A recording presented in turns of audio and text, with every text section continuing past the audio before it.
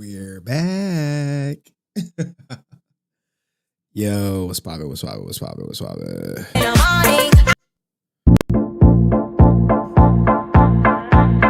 I put the new 40s on the G. I tap into the bloody bottoms is on the knee. Cause all my niggas got it out the street. I keep 100 racks inside my jeans. I remember hitting them all with a whole team. Now niggas can't answer calls cause I'm hauling. I was waking up getting racks in the morning. I was broke, now I'm rich, these niggas sloppy. All this designer on my body got me drippin'. Straight up out the objects, I'm a big trip. If I got up on a lean, I'm a sip. I run the racks up with my queen, but I got rich on all these niggas, I didn't forget back. I had to go through the struggle, I didn't forget that. I'm on this side of the Maybach and I want to sit back. These bitches know me now, cause I got the big rack. Cause I'm getting money now, I know you heard that. Young nigga on the corner, bitch, I had to serve crack. I'm confronting me some peas, had to get him bird back. We came up on dirty money, I gave it a bird back. Cut off the rain and I gave my bitch a new. Either you running y'all gang or you suit. Got a new Orleans bitch and man, that pussy voodoo. Ain't on a nigga now. I put the new 40s on the G. I tap into the bloody bottoms is on the knee. Cause all my niggas got it out the street. I keep 100 racks inside my jeans. I remember hitting them all with a whole team. Now niggas can't answer calls cause I'm hauling. I was waking up getting racks in the morning. I was broke, now I'm rich, these niggas sloppy. I've been waking up to get the money, whoa, whoa. Got a bad bitch ass daddy, whoa, whoa. Bitches to my toes, twins, I'm fucking a boat. I put it in new AP, just brought it like a boat. I was that bad on my dick, what was you niggas like? I know you turned your back on me just to get some wrecks. I see you swerve back, cause I'm in a black bag. New diamonds on me, fuck a flash, this ain't Snapchat. Cause I been getting paid. Yellow diamonds on me look like lemonade. Got my baby mama, that new vintage. Tryna get a dojo like a sensei. Rolls Royce umbrellas when I'm in the rain. My feelings, I got brothers that did the time, I ain't kidding. All these rappers just talk about it, I live. Going up, I ain't got no sky limit. I tap into the bloody bottoms is on the knee. Cause all my niggas got it out the street. I keep 100 racks inside my jeans. I remember hitting them all with a whole team. Now niggas can't answer calls cause I'm hauling. I was waking up getting racks in the morning. I was broke, now I'm rich, these niggas sloppy.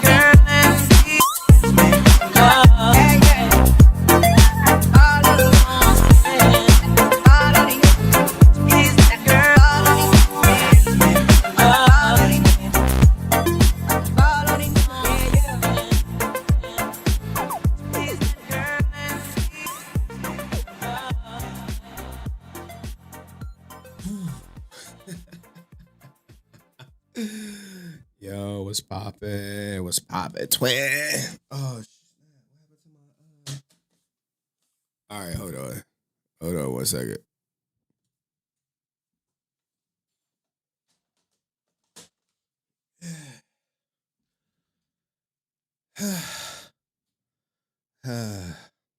All right. We back. Back again. Glad we back. Shit, man. I had to get my daughter. How y'all? Should I be streaming with glasses? Hey guys, how's it going? This is Henry Resilient here. Just covering some Power Ranger news today, guys. So let's do me a favor, like the stream.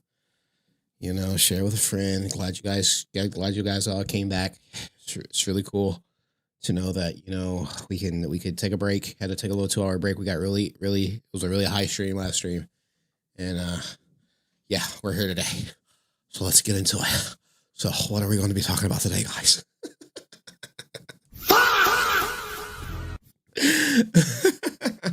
Hold on. All right, yeah. Is that too loud? Maybe. No, I got like so many little sound bites I added to the soundboard. Cleveland! This is for you! Love that one. With my hands tied behind my back, and you watch the people cheer while you see me ready to go. Hitting the bag behind, I'm bringing you up and you're up.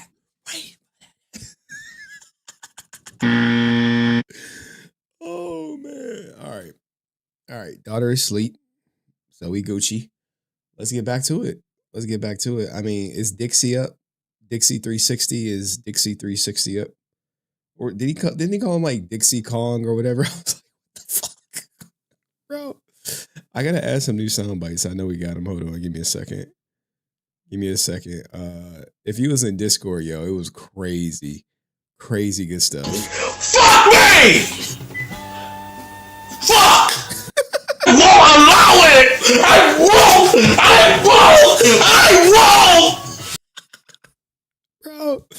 All right, we were about to like the stream was fully prepped, so I was like, we got to keep going. Like I don't got time for the whatchamacallit stuff. So how y'all want to start? Y'all want to start with a Power Ranger interview, or you want to start with Cuba Gooding Jr.? I know I said we'll start with Cuba Gooding, but hold on. Cookies. Poop man. I know I got a poop man right here. When you got no room to talk, poop man. My daddy's so awesome. He's so awesome. TJ is the reason why this whole thing started, because of that stupid meme, bro. This is America, man. I love that word. This is America, man. What's this one? I didn't get no appreciation for helping you with the channel. You're getting blocked, homie. Just go to Henry's stream and go suck him off because that's what you want. We got more. I forgot. We got. You over there have my dick on. Whoa. All right, do me a favor here. Let's kick you from backstage. Go suck a. God, man. Let me send some. Take your clown self off my channel. Make America great again. There you go. We need Make America Great Again. Play Omar Gooden. Okay, Cayenne. All right. Cayenne said, hey, Ninja, can I get me some cookies first? Can I fuel up?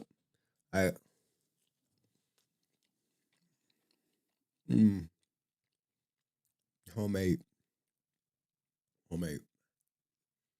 Oh no, how am I feeling with glasses? They fake. They're not like please do Aaron. We gonna do Aaron. We got it. We're gonna like real. Look like Cookie Monster, dog. I gotta stop eating cookies. Cookies fucked up my life. I thought I smashed one. It was so long. I probably went like maybe a month without him. All right. Let me see if I want to add something to this Cuba. But anyway, we back. We're not going can't say no to him. Something like that. Is Geek Zip live right now? Day. Oh, he is live. Well, and especially if they spend as much time on it as they say they did. And I mean, they said they spent years working on this thing. Because Ben Solo, the Kylo Ren character, is. I'm sorry, it's one of the most interesting characters in the Star Wars franchise. What did he say? Feminist agenda? The son of Han Solo, who ends up killing him, and what a great story, right? I'm not gonna start no shit, man. Right. Thank you. Well, now Soderbergh has reiterated in an interview his feelings around the film's cancellation, particularly given how far the project got along. They got merch. Got Geek Zip shirts. And even former Lucasfilm CEO Kathleen Kennedy. All right. That's something I want to start. Cuba Gooding.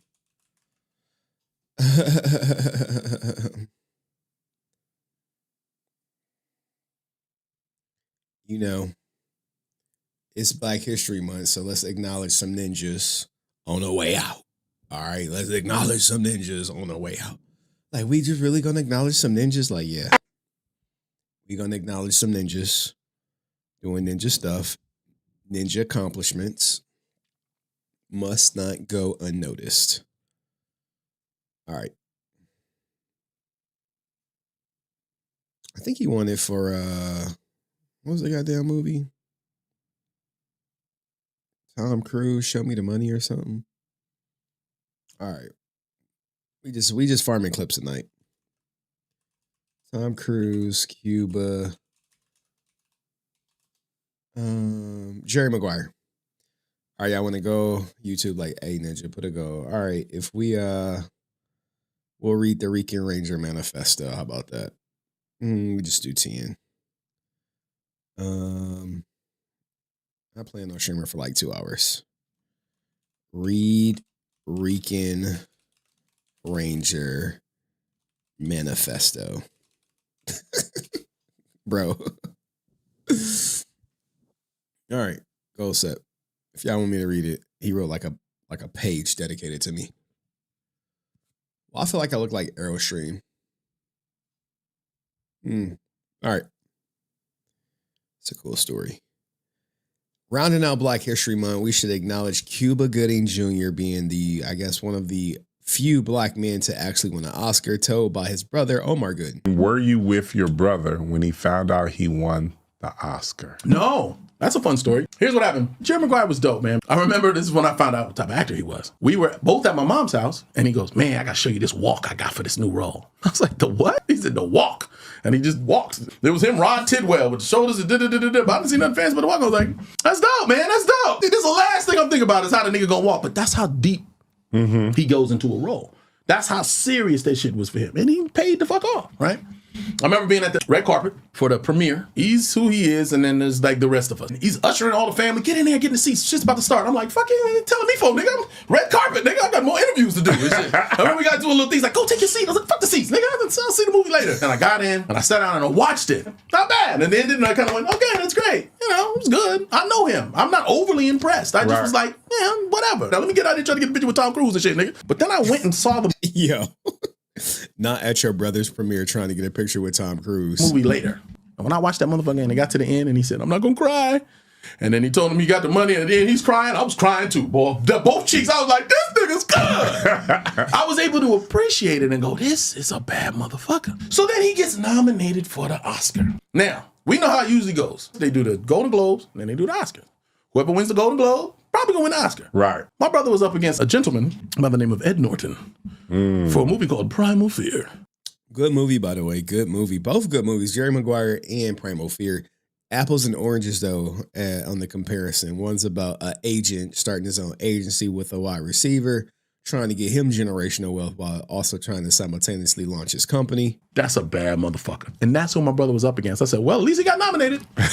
And the Golden Globe winner, Ed Norton. So I was just like, man. Yeah, typically the way it works, guys, for award seasons, whoever wins the Golden Globe is typically going to win the Oscars. And Cayenne is a movie aficionado. She loved Ed Norton in Primal Fear. If and win an Oscar, I get a call from Access Hollywood. They said, hey, we want to send a camera crew to your house. Wait, are you going to the Oscars? I was like, no. He's got 3 tickets, his wife, my mom, and my dad. I'm throwing an Oscar viewing party at my house, and they knew it. We're going to send a camera crew to your house because we just want to film your reaction.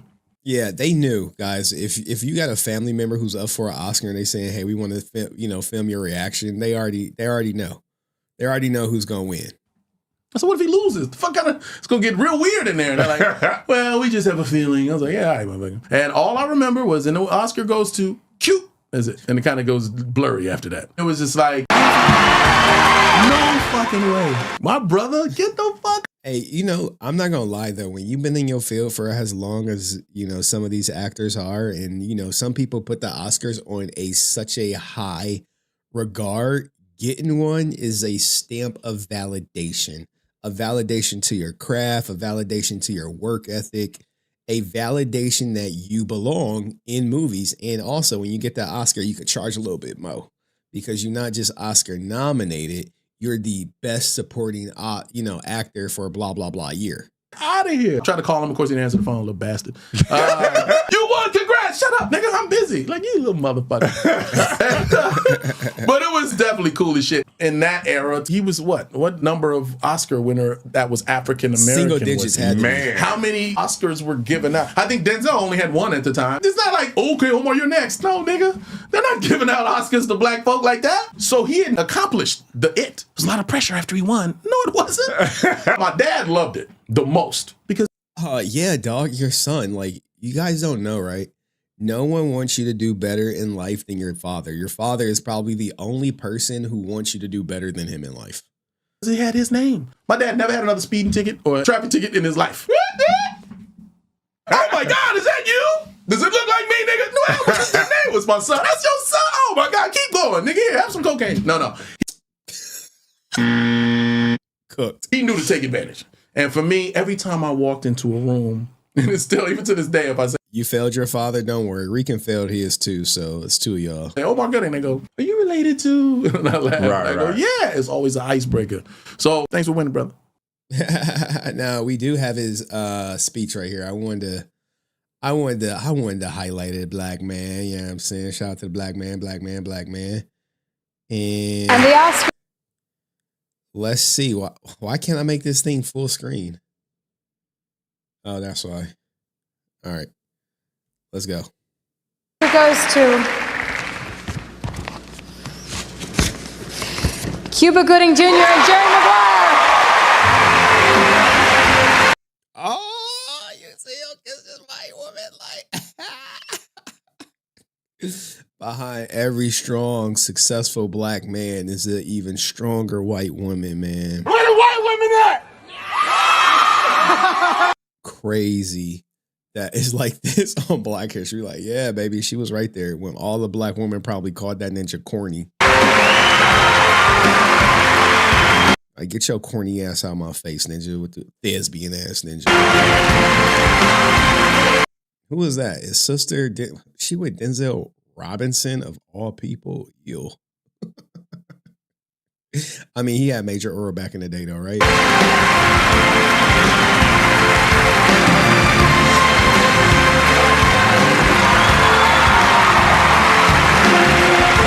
Got to be like, hey, black man, I love you. I appreciate you. I adore you.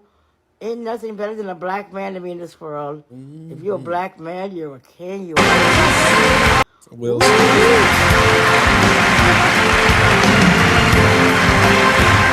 I know I have a little bit of time, so I'm gonna rush and say everybody, and you cut away. I won't be mad at you. Tom said, don't forget to thank your wife. I will never forget to thank my high school sweetheart and the mother of my children, Spencer and Mason.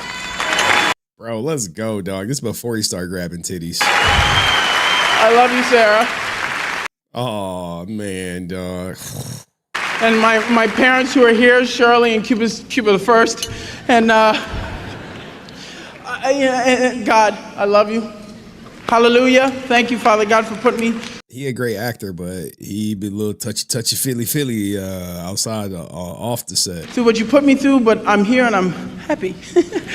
I just want to, here we go. Okay. Damn, dog. First black, he like one of like single digit numbers to win Best Supporting Actor. And they literally played him off after like 40 seconds. After 40 seconds. Hey, yo, what the fuck? 40 seconds, man. Like, god damn, dog. The studio, I love you, and Cameron Crowe and Tom Cruise. I love you, brother. I love you, man. Derek Rose, Sean Settles, Keith Butler, all my behind-the-scenes crew. Regina King, I love you.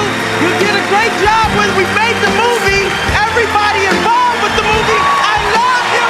Oh my goodness, here we are. I love you. I'm gonna keep going. Harley Junior Agency, everybody. I love you. I love you all. Cameron Crowe, James Brooks, James Brooks, I love you. Everybody who's involved with this, I love you. I love you. I love you. Bro, even George Foreman, big ass up there. That's his moment, man. This is probably one of the biggest nights of his life. And all he got was 40 seconds. I was like, hey, get this ninja out of here, dog. Show gotta go on. Show gotta go on, man. Play him out, play him out, play him out. Like, I mean, I don't know. Maybe, you know, here's the thing, right? For me, as a movie person, I don't think he should have got the Oscar for Jerry Maguire. You know what he should have got the Oscar for? Playing Cookie in the movie with Robert De Niro. That's what he should have got the Oscar for, not Jerry Maguire. But you know, the Oscars works weird. Where like Malcolm X, he should have Denzel Washington should have got the Oscar for Malcolm X, but he ended up getting it for Training Day. It was like he would get the Oscar playing a ruthless ass, crooked ass cop. But you know, hey, you got it. And at the end of the day, Denzel don't care about the Oscar. And despite Cuba Gooding having his Oscar, Men of Honor. There we go, Donald. Men of Honor. Oh, God. You want to talk about something? Men of fucking Honor. He should have got the Oscar for that. Not for fucking Jerry Maguire, but, you know. It is what it is. He got it. All right. Let me know what you think in the comment section. See you in the next video. Peace. Great clip, man. Men of Honor, dog. Denzel has 2. First, his first was for Glory. Man. Oh, this was his second? Shit. Excuse me. Francis, remember I said if you wanted to come up, you got carte blanche. We already got the, whatchamacallit. He got Jungle Fever forever. I mean, if it ain't white, it ain't right, dog. What you want to come up to? This is what I want to come home to every day. Hey, black man. I love you. I appreciate you. I adore you. Ain't nothing better than a black man to me in this world. If you're a black man, you're a king. You will always be a king. Woo-wee. I just want to be a king, man. I just want to be treated like a king. Now, I had king treatment. Shout out to love of my life. She's treating me like a king. Morning, night, afternoon, didn't care. Shout out to her. She probably watching right now, like with her lips all pursed. Shout out to you, Pirate Bill. Appreciate you. Love of my life. You watching it with your family? Let me know. Just type it in the chat, girl. Demetrio Nevis the fourth. Off topic. I'm okay with the MMPR reboot as long as it doesn't treat straight white Republican men as pure evil. Oh, and no Trump bashing. It's old and boring. Hey, man. Vote for you, vote for, dog. I honestly don't give two shits about politics, but I don't know what they're gonna do with the Power Ranger reboot. You know, since you super chatted this super chat, I guess we can go read a reboot story. But I'm telling you, I spoke to somebody in the know.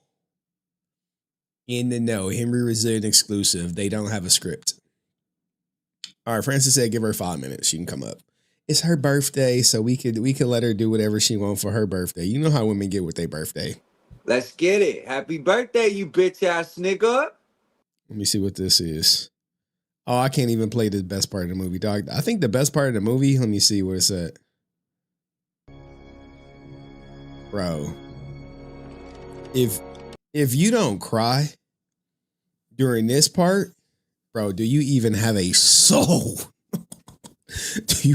Bro didn't even have a leg all like that. If I remember correct, didn't he end up losing his leg and shit? Get up, Cookie. That rig and approach the rail. Got to get up on one leg and shit, dog.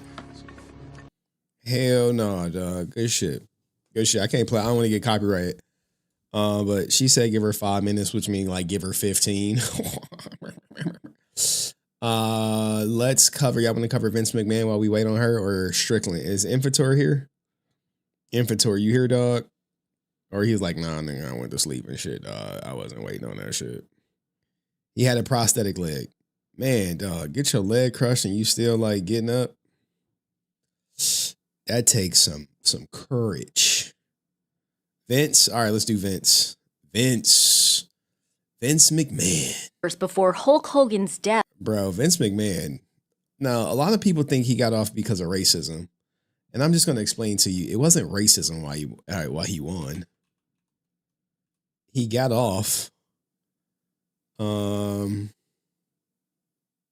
What is this? The suit heavy as the suit heavy as fuck. I want to find like a news article. Vince McMahon news. There we go. Somebody got it right. They're like, he got off because of racism. I was like, I don't think you know how the world works, dog. It's like racism because he white. I was like, you think so?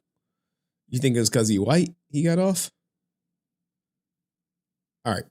Here we go. It's actually what I want. Former WWE.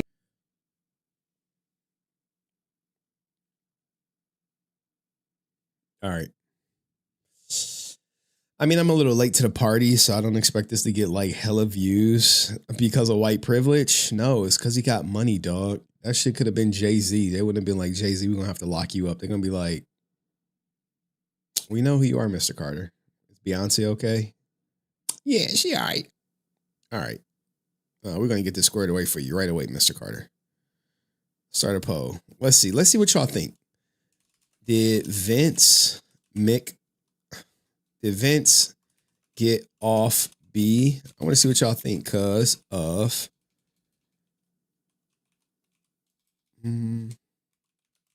like, what if the cop was black? Does the race of the cop matter? Racism. He was white. Or money. He is a billionaire. Start poll. I wish I could start something that generate $1 billion, dog. You know how many people I'll just be smacking? Like, dog, what, I'm gonna smack you. What are you gonna sue me for? Like, what, 100,000? Oh my! I'm a fucking billionaire. I don't think people understand the difference between a millionaire and a billionaire. Maybe I'll point it out for you guys. Millionaire versus billionaire. Rice. You're like, why would you type in rice? Because that's what I got to do for y'all goofies. So I got some goofy people in the chat. All right.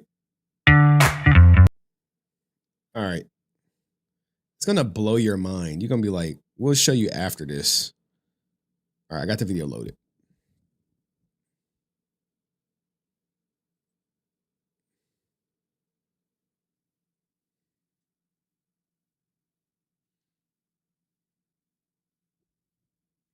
Vince McMahon car chase ended in a crash, but some are not even calling it a car chase. Some think he got off because of racism, while others know the real reason he got off because he's a billionaire. Let's go to the news article before we watch the body cam footage. Former WWE CEO Vince McMahon was in court today.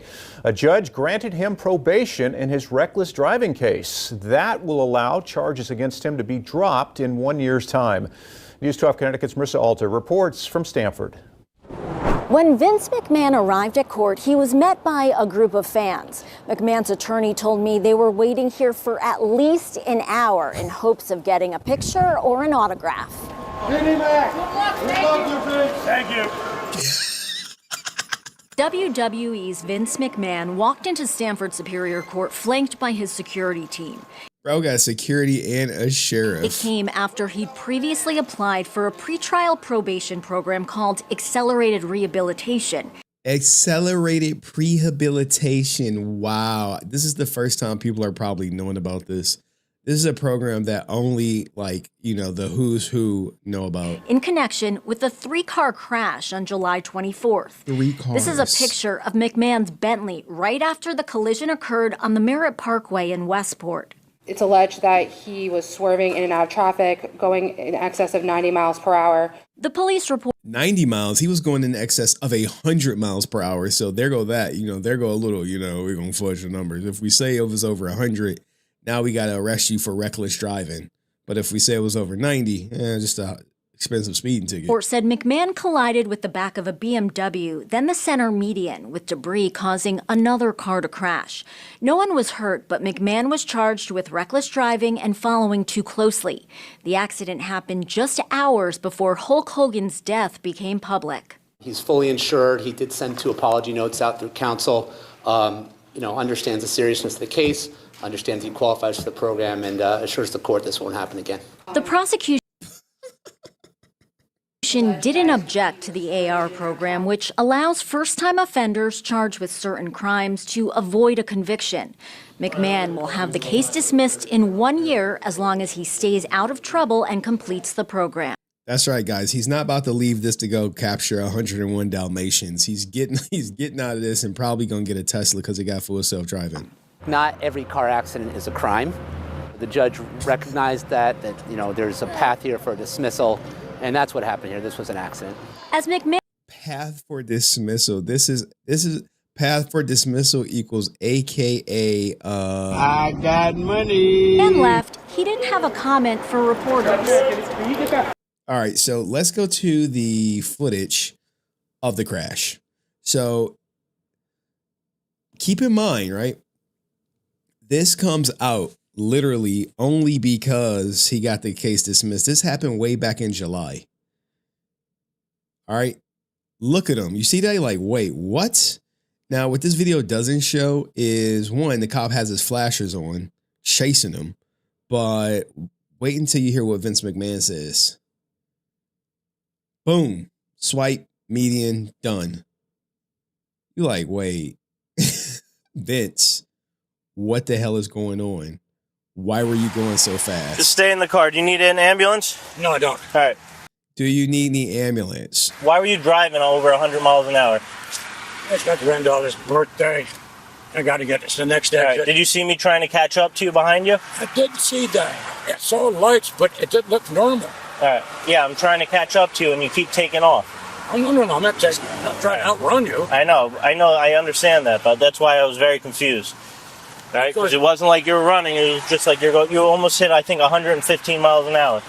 See, there you go right there. Hey, you have literally on body cam where he hit 115 miles per hour by a calibrated radar that I believe probably likely calibrated daily before they go out. In 115, but in court, guess what they said? In excess of 90. They don't want to say in excess of 110 because they're like, hey, we require to arrest people going this fast. All right, and then you just hit someone because you weren't paying attention. Were you looking Hit someone? I think it was a 3-car accident. at your phone? No, trying to drive. No, I'm not looking at my The phone. person was right in front of you.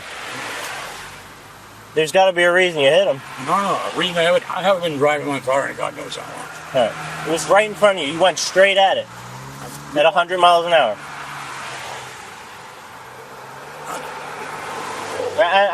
I'm just making sure you're not having a medical condition or anything. Do you need an ambulance? No, it's not. All right. Now, the crazy thing is his driver or his team literally ends up picking him up within like hours. I mean, probably less than an hour. Next thing you know, he is literally in like a SUV talking to like an officer. They're shaking his hand. They're like, yeah, man. We kind of know who you are, but are you okay? And he's like, yeah, I'm fine. It's like, we're just going to give you a little ticky ticket. You like, wait, what? Just a little ticket for this? Yeah. Just a little ticket, dog. Be on your way. You're gonna have a court date, and that's that. People are like, well, what about the people we hit? It don't matter. They not gonna do nothing. You know why?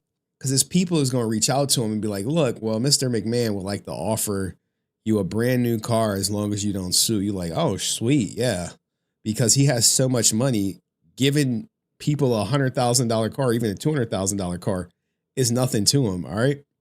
So let's get to when the officers go up to him and be like, hey, Mr. McMahon, how you going? Hi, I'm the investigating trooper. Okay.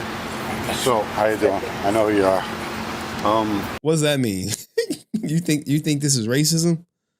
So you send out like Greenwich unit. You think they didn't grow up watching wrestling? So Trooper Robbins that was following in the unmarked vehicle said you were doing over 100 miles an hour. All right, before you. Unmarked vehicle though, so get a little leeway for running the unmarked vehicle. Unmarked vehicle, a little sketchy. Struck the vehicle. So.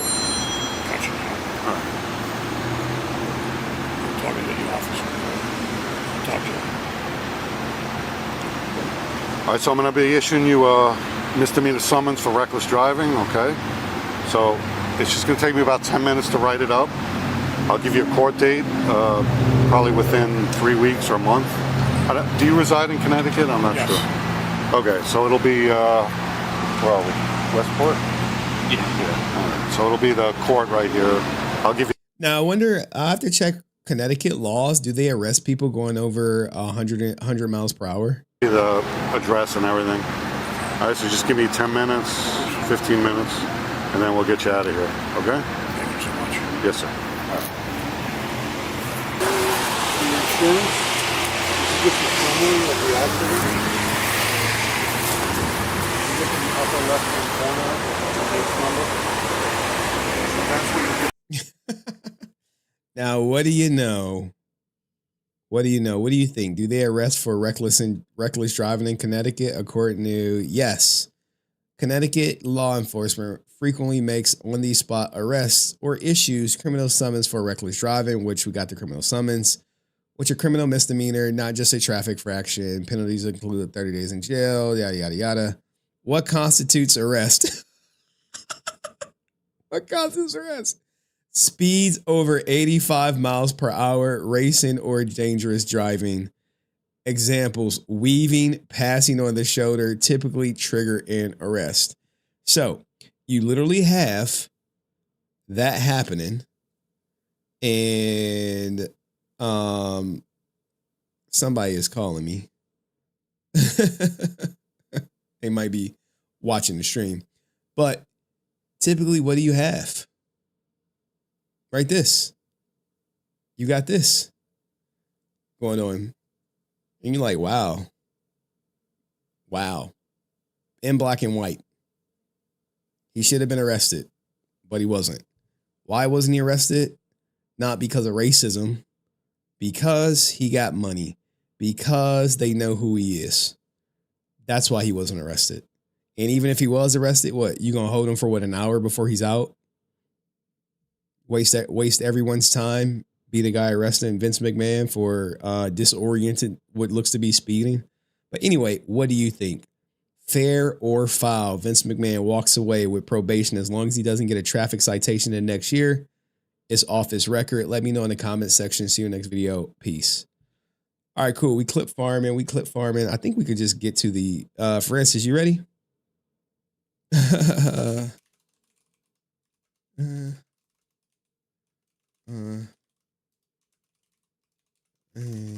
me see. I mean, what the comments say, man. Here, I said I was going to show y'all the difference between a millionaire and a billionaire since y'all brokies out here don't know.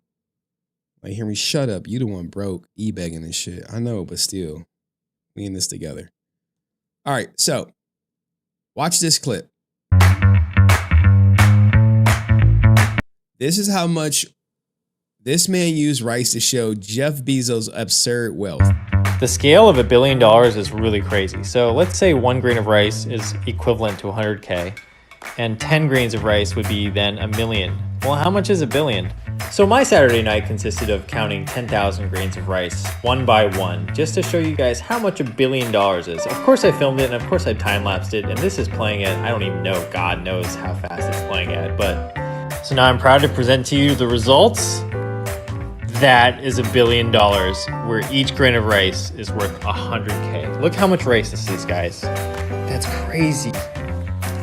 I just bought you like a Lamborghini right here, and I didn't even notice it was gone. Here's a $5 million house in California, and oh look, I still have all this money. Well, a lot of you guys asked me, well, how much does Amazon CEO Jeff Bezos have in terms of rice? So that was my mission, and I went to Costco. I got the rice, I brought it home, and once I brought it home, I went to work. I also want to say that I have 5 families that are going to take this unused rice, so it's totally not wasteful.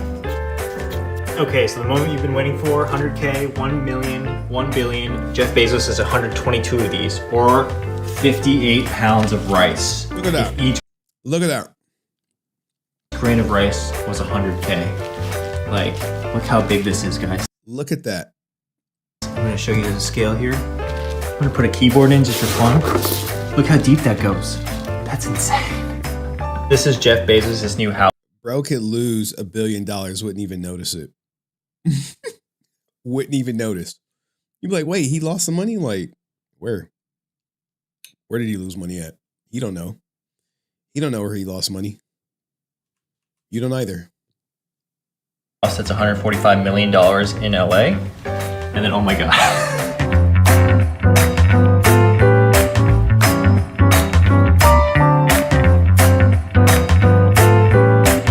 I mean, he could have waited, but I'm just saying, like, this puts things in perspective. Now, sure, when you go back and look at Vince McMahon's million, billion, or whatever, you think he would notice? That's crazy. $1 billion is. Of course I filmed it, and of course I time-lapsed it, and this is playing at, I don't even know, God knows how fast it's playing at, but... So now I'm proud to present to you the... That's $1 million, which is 10 rice. Results. That's $1 billion right there. $1 billion, where each grain of rice is worth 100K. Look how much rice this is, guys. Like, Vince McMahon got like, what, 2 of these piles or something? He's worth like 5 of these piles. Like, how much money is Vince McMahon worth? The link was sent to you, Francis. Or we could just do it on Discord. How much y'all think Vince McMahon is worth? And then we're just going to get into all the Power Ranger. He's worth $3.4 billion according to Forbes. So he got about 3.5 of these. That's crazy. I just bought you like a Lamborghini right here, and I didn't even notice it was gone. See? But it's levels to this stuff. 3.6 billion for Vince McMahon, and he don't care about that shit. You're like, wait, he don't care? No, he don't care. He worth $3.6 billion. How much you think going to court cost him? less than a half a grain of rice. Now he could just get a driver, but I don't know why he want to drive himself. He like old and shit. Why risk it? Just get a driver, dog. Get a driver. Get a Tesla. Get something where your life is a little less at risk, if you will. All right. Anyway, y'all want to do Shia LaBeouf because I don't know what the hell Francis doing. Oh, asking you shall receive. I don't know what she gonna talk about. Only thing we don't want her to talk about is the birthday D that she getting from Brent. All right, guys, we got a special guest here. She's sticking her tongue out. Might have to put that to work a little bit later, but it is her birthday. Everybody, give it up for Francis. I heard you. Okay. I wasn't sticking my tongue out. I was going. Oh, it looked the same thing. I didn't know you had a gag reflex. It's something new to me. Well, if you talk about me, fucking Brent, yes. You said that out of your mouth, and you stuck your tongue out after you said effing Brent. Did you not? Like, I can roll back the tape.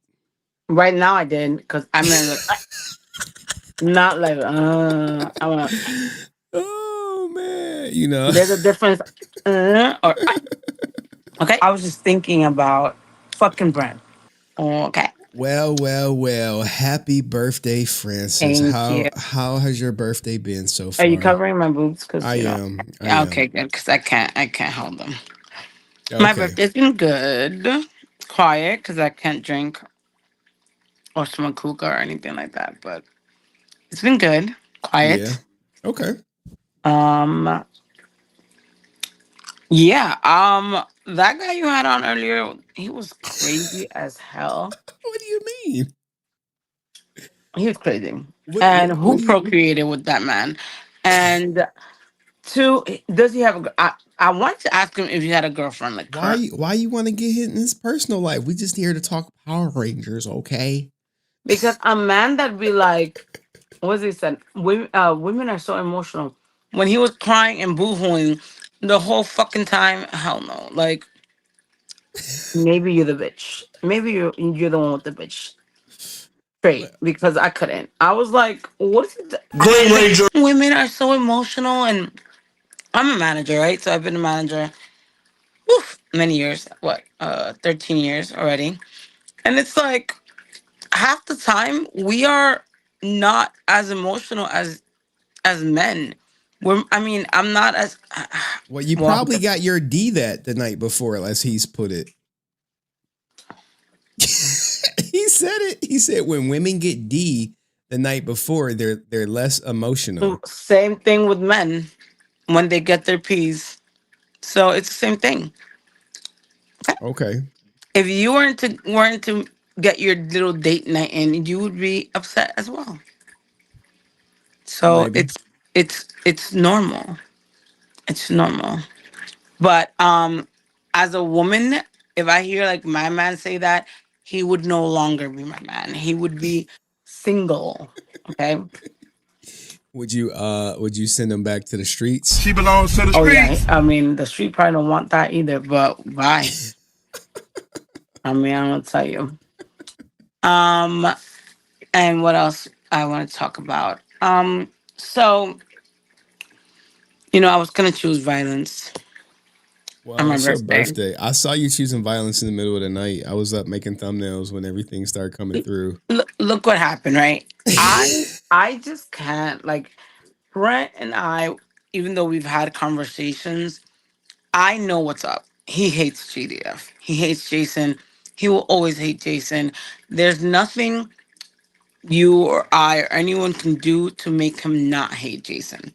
Jason could come back to life and he still would hate Jason, okay? But this rhetoric that he has that Jason's a crackhead, right? Well, according to Dust, he's a cokehead. A cokehead. I mean, I'm gonna be honest. I'm an honest girl. I don't like flip floppers. I'm very loyal, and I'm always gonna be Team JDF. So, I mean, what do you guys consider a crackhead or a cokehead or whatever? You know, to me, one, we don't know how long he was using, but as someone that was in his life and saw him constantly, I think I would know the signs, right? We would hope so. Um, uh, I've dealt with people that have addiction in my profession, and you can clearly tell that there's something up there, right? Something wrong. And I get what Brent is saying. He's like, why is it okay for um us to call, well, us, 'cause I don't call him that, but for people to call uh oh my god, I blanked out his name again. The guy, Officer Sanchez, what's his name again? I don't know. The one that acted like he was a cop. Oh my god. Oh my god. I'm drawing a blank. That's how irrelevant he is, right? Oh my god. Yo, I'm getting old. It's because I'm old. You know what I'm saying? The And then the I don't bring the know. gifts. Oh my god. Somebody, I can't even read the chat because I can't see. But whatever. Rican. Rican who? Rican, you know, the one that has a comic book for the last 3 years, I think, and we've never seen it. But oh my god. Yeah, Whatever, ain't Rican. nobody jealous of nobody. He saying, why is it okay for people to call Rican a crackhead and not Jason? But my thing is like, one, Jason has a fan base, like an actual fan base. People actually love Jason and looked up to him. So of course people are gonna defend him. Nobody gives a shit about Rican. Let's be honest. It could be he's like literally irrelevant. Like I didn't even know he existed. I've been gone and I'm like thinking that he's already like shut up and then he showed up in Dust Stream. I'm like, why are we still in this shit? Why is he still spewing the same shit? I thought that after impersonating a police officer, he would lay low and shut the hell up because that is a crime, right?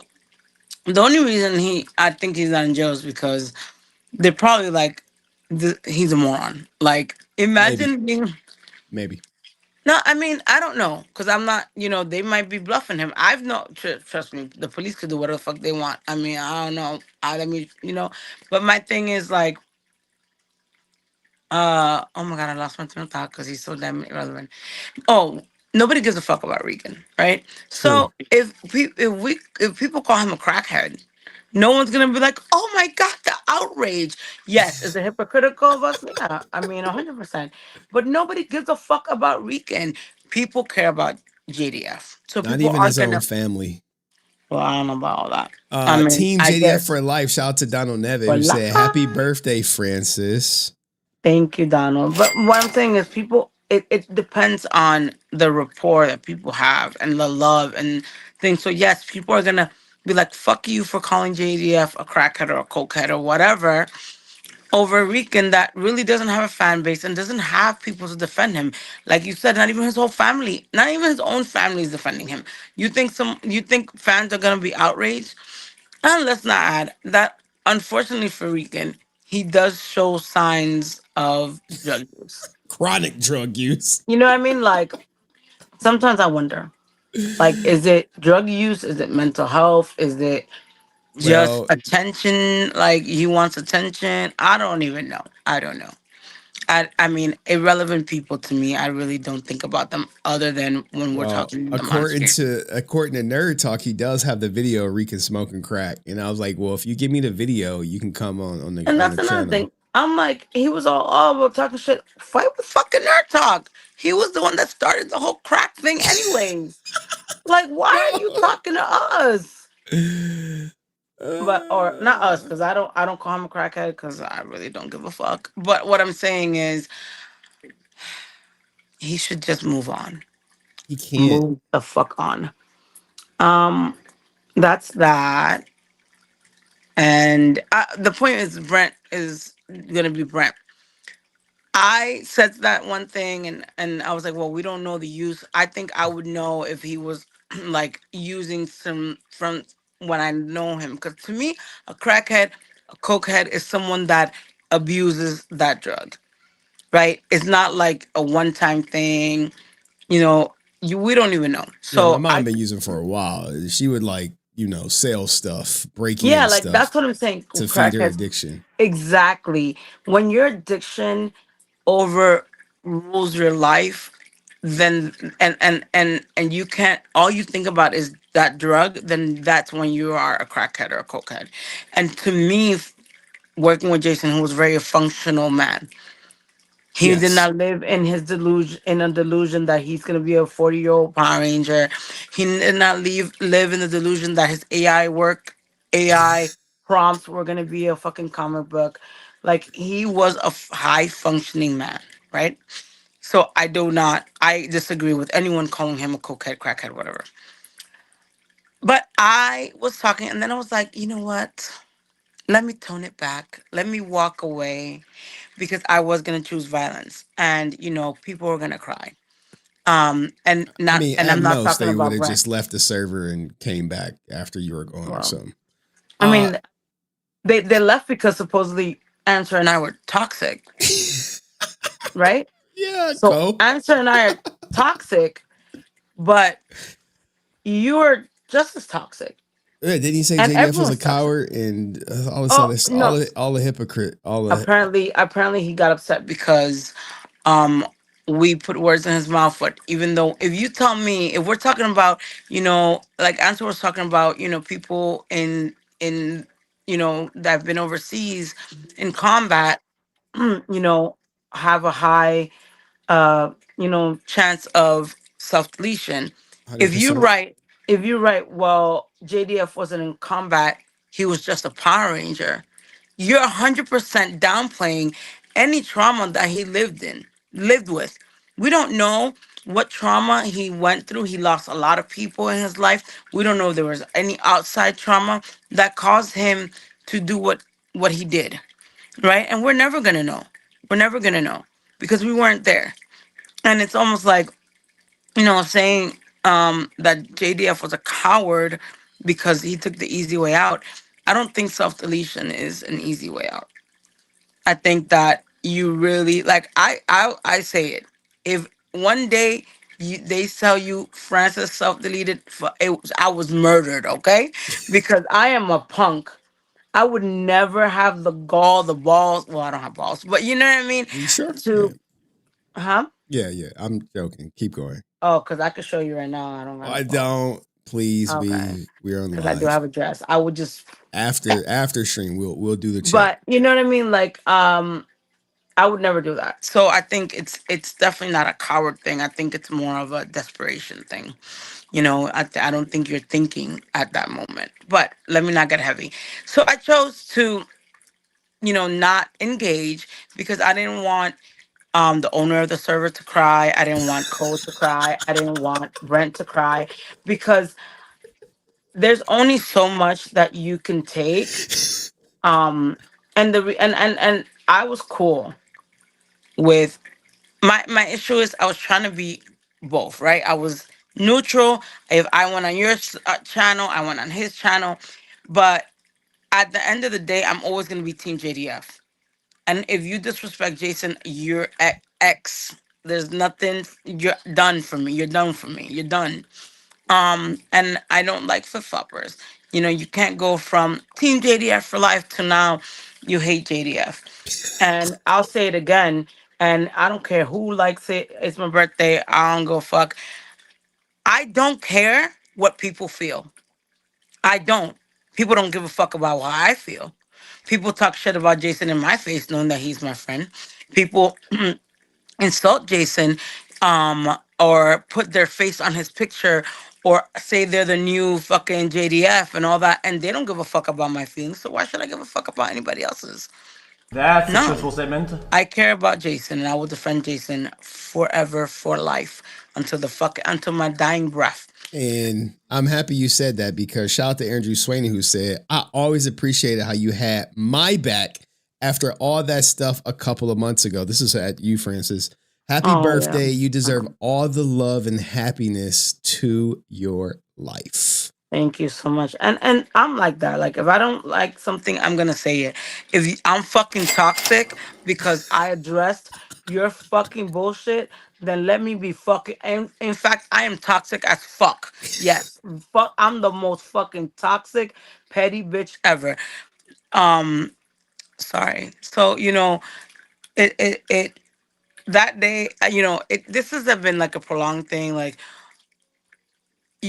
and you're your server. I never was like I'm a mod. You never saw me like I'm a mod or I'm gonna delete the comment or watch it. I don't use that. I was just a mod because we would talk about stuff that was mod stuff, right? When everything happened, I was like, yo, just take me off a mod. And yes, I was upset at the situation. But then I was thinking lately, like especially now, I remained a mod in the other server. Then I say something against Cole, and suddenly I'm not a mod. And I don't give a flying fuck about being a mod. I Can't really call don't. out Co. I don't give a fuck. But don't be like, oh yeah, he left the server because of toxic people. And then when I blink, because literally it was like a blink, both Answer and I don't know who else, but I know Answer and I were no longer mods. When Answer and I were on the stream prior calling out Cole. So, um, I mean, I don't know, buck up, people. Put on your fucking big boy underwear. Anywho, I agree with you. Laura said, Team Jason always, we love you, Francis. Oh, I love her too. What else was I gonna Well, yeah, I guess the Power Ranger thing got deleted now. That's the thing. Oh yeah, I meant to go and leave the server, but it's my birthday. But what Dust gonna think you? I don't know what he's gonna think, but that's gonna hurt his feelings. didn't I just say I don't give a fuck about nobody's feelings? I think I was clear. If people don't give a fuck about my feelings, then why should I give a fuck about? Oh, that I heard. I heard that. But yeah, no. I mean, fuck it. What can I do? Donald Nevis said it did get deleted. I thought he was going to continue to cover Power Ranger drama and all that other stuff, but maybe not on Discord. The funny thing is, like, he can go live and say all that shit against JDF, but apparently putting it in the Discord server, I guess for Power Rangers, I don't even know what happened. I know Javi was in there, like ripping Brett a new one. Brett happened, and then like I fell asleep, and when I woke up, it was gone. But I mean, I'm all like you say, like if something, I leave all that shit up there, like unless it's something that I feel is gonna be visible by Jenna, or might hurt, my family or something about my family or, hurt Jason's family or friends, I don't erase shit. So like if you consider yourself a troll or the king troll or King troll my ass. or you're in drama, keep that shit up there. Because obviously you invited Brent into the world. You knew into your community. We all know how Brent is. It's like it's normal, right? Wherever Brent goes is gonna be chaos because he's always gonna spit some bullshit. He just spit that bullshit. I was like, why did this conversation even start?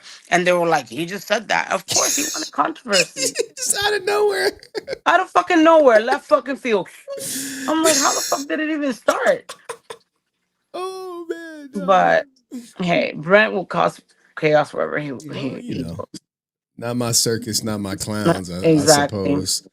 Exactly. So did you do anything exciting for your birthday? Hold on. Emperor says I care Francis' feelings because she my friend. Oh. I'm not, well, I'm still in recovery, so I can't really do much, but I have something planned for when I'm done with recovery. And I wanted to talk about Young Sage. Oh. Okay. I was really rooting for Young Sage, right? Because I do believe that there are men, especially men of color, that are falsely accused and are victims to false allegations, right? But you, when you're in this online world, like I expect drama. Like I expect people to talk shit about me. The other day I posted something on Instagram and people were reaming me left and right, but it didn't affect me because once I leave the social media or thing, I don't give a fuck about that, right?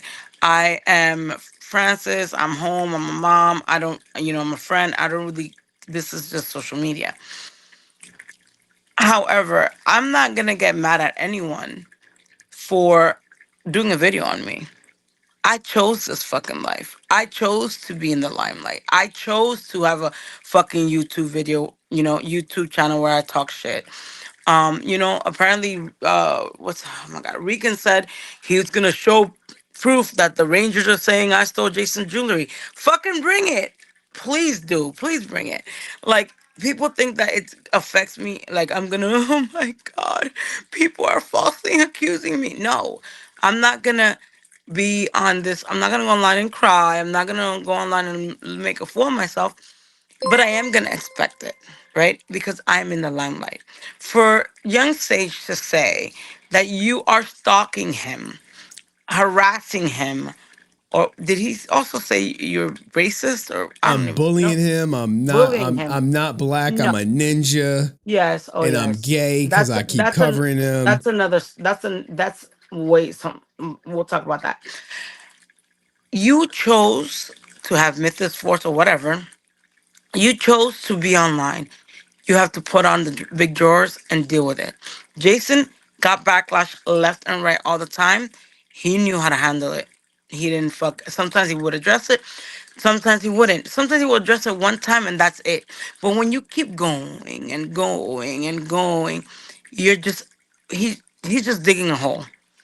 And I tried to give him advice. He didn't take it. and same thing. I remember, when Aaron came on my stream, and then you came up, and then he's like, "Well, I'm gonna go on Henry's stream," and I was like, "Don't do it, don't do it." Oh yeah, yeah. I'm like, listen, I know I am, I study psychology. I know what this. I know how Henry's gonna go, right? Um, Luckily, I have never been on that end of your interviewing, You right? never will. You never will. Don't worry But about what that. I'm saying is, I would definitely not walk into the lion's den. I would be like, "Fuck you, Henry. Fuck, say what the fuck you want to say. I'm not going on there." And even when he's like, "Yeah, yeah, yeah," when Aaron was like, "Yeah, yeah," I'm like, "Well, keep your answers short and sweet. Yes, no. If he asks you a yes or no question, yes, no. Don't elaborate. Don't dilly dally, because you're gonna dig a hole." And I think while young Sage thought he was, and same thing with Rican, they think they one up you. He really dug a hole, and I feel for Mythos Force because I know it's a dream of his. But when you have dreams and aspirations and you want things going, you need to either have your nose clean or you need to put on your big boy underwear and deal with it, or you just keep going, ignore all the videos, ignore all the backlash, and keep going. You know, if someone talked to him about the what he was accused of, he addressed it once. I would never address it again. I wouldn't. Because every time he talks about it, the situation gets worse. And it's almost like, are you fucking lying or what's going on? So like he's just digging a hole. He can't get mad at you for doing videos. I really didn't understand his question when he was getting back at you and like the fidgeting and I can't. That all is a tactic. Chat, look at me, look so stupid. Chat, I'm like, Yeah, you look stupid. He looked stupid, not you. He looked very dumb, in my opinion. I think he needs a media manager to tell him to shut the fuck up, stay away from you, stay away from, videos that call him out, and to keep his nose clean. If you're being watched, and because when the whole GoFundMe, he was already in hot water. Do you think it's smart to do a GoFundMe for something that's a luxury when you are in hot water. No, fix the situation, let things die down, and then do something. And if you and even if you're gonna go do the GoFundMe, do it correct. Don't make it seem like you're being shady, like you're doing something not right. There's no way that a $6,000 bike was gonna go up to what, 15 grand on 15 grand. on Yeah. decals, In parts. in parts or decals or whatever. I have like where I live, there's things that do like detailing and they like pimp out. I'm talking about pimp out cars. They when I pass by, sometimes they have Rolls Royce, they have Maybachs, they have expensive ass cars. And not even then do they like, I'm talking about then they would, I can tell you, well, maybe a decal for one of those cars would be 15 grand. But not, or like what is it? 7 grand more or whatever, 8 grand more. Fuck out Yeah. of here. Let's like, don't do shit. Don't expect, people aren't dumb, because that's what the issue is with the community, the Power Ranger community, why they're so sick and tired of all these scammers. Guy's a scammer, Blake's a scammer, Karen Ashley's a scammer with the order. Like all these scams, people are fucking tired of it. And then you say you're for the people, for the community, for the kids, but then you're not doing, calling someone the N word. No, you're not black, you're the N word. If he still thinks that Hasbro is gonna work with him, then he needs to get therapy. In fact, I know they're not gonna work with him. I know they I don't even think they even know who he is, because I have it under really good source that they don't know about Mythos Force. And that even if they knew, they're not taking any outside collaborations other than what they're working on right now. So sorry, Correct. Rican. Your book also is never gonna go with Hasbro. Yeah, I don't know. I don't know what his strategy is, but it's pretty much game over for him. And maybe And he's starting to realize that. I think so. Now he's playing the sympathy card. Just stay Yeah, off the and that's internet. that's the thing that he constantly is doing is sympathy farming. Yeah, but he should stay off the internet. If he really like, I'm not even like, he's probably gonna come after me. I wish you would though. Wish you would, because I saw the threatening shit. Come to the Oh, room. Please oh come to. yeah. But what I'm saying is, I would, if I were him, I would stay off the internet for a while and reset. If he knows he did fucked up shit, I would admit to the fucked up shit, apologize, stay off the internet for a while, come back, regroup, focus on his project, because at least he does have some stuff compared to others that only have Apologize, AI. nigga. But I would definitely step back, and regroup. And if he loves Mythos Force and he really wants to make it happen, I would back out and let someone else, either he could direct it, but I wouldn't be the face of it. Well, no, he wants it. That's his thing. But No, I know. we do got a super chat. He's the. Shout out to Donald Nevitt, I got money. who said Brent and others will continue to nag, bish. Oh, it even has a sound. It goes nag, nag, nag, nag, nag, nag, nag, nag. They have no idea what goes through someone who is considering unaliving themselves. Again, Team JDF for life. For life. True, man. I'm sure, it's not easy to just end your life, That's what I'm saying. I'm a punk bitch. I will fight anybody. I would defend my family. I would give my life up for my son, my family. But like, you have to think about what must go through your head to be the own cause of your demise. Like, that to me is It's a lot of self-sabotage out there. correct. But Self-sabotage. that's just not me. But yeah, that's what I want to say. Let me see what else. I could really choose violence today, and end it all, even with you know movies and stuff. But maybe I'll do it. Wait, who and stuff? Movies and stuff. Oh, well, someone did ask that you told Aaron not to come on the channel. How was that conversation? Oh, well, that was a long time ago. When was that? When he came on my channel. I did tell him as a friend not to come up. Like, just because, again, Jason really taught me social media and how to handle things. Did he falter at times? Yes. Of course, he's human, right? Sometimes our emotions get the best of us. And I think when, even Henry tells me like, hey, you don't let Brent get to you, don't let things get to you. And there are days that it doesn't. And then there are days that they do. So when it does, I try to stay away. I try not to go online. I try not to, you know, um, make a lot of ruckus because I know that coming from a place of pure emotion, no logic, right? So I feel, I gave a lot of advice. I feel was fair to what like Jason taught me. Um, for example, instead of doing a live talking about XYZ, why don't you release a clip? Why don't you do a new trailer? Why don't you do this? Why don't you do that? At that time, right? I don't know what's going on now. I can't talk. I don't know. But like, I knew it wasn't going to be a good idea because he was already coming at a place of a lot of emotion. So I did tell him not to come on the channel.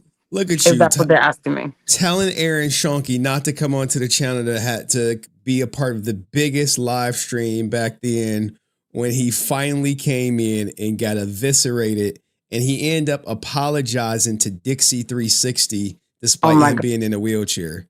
So Yeah, Dixie, I can't. Or Joshing. But it's just I get it. I mean, I try to put myself in everyone's shoes at times. But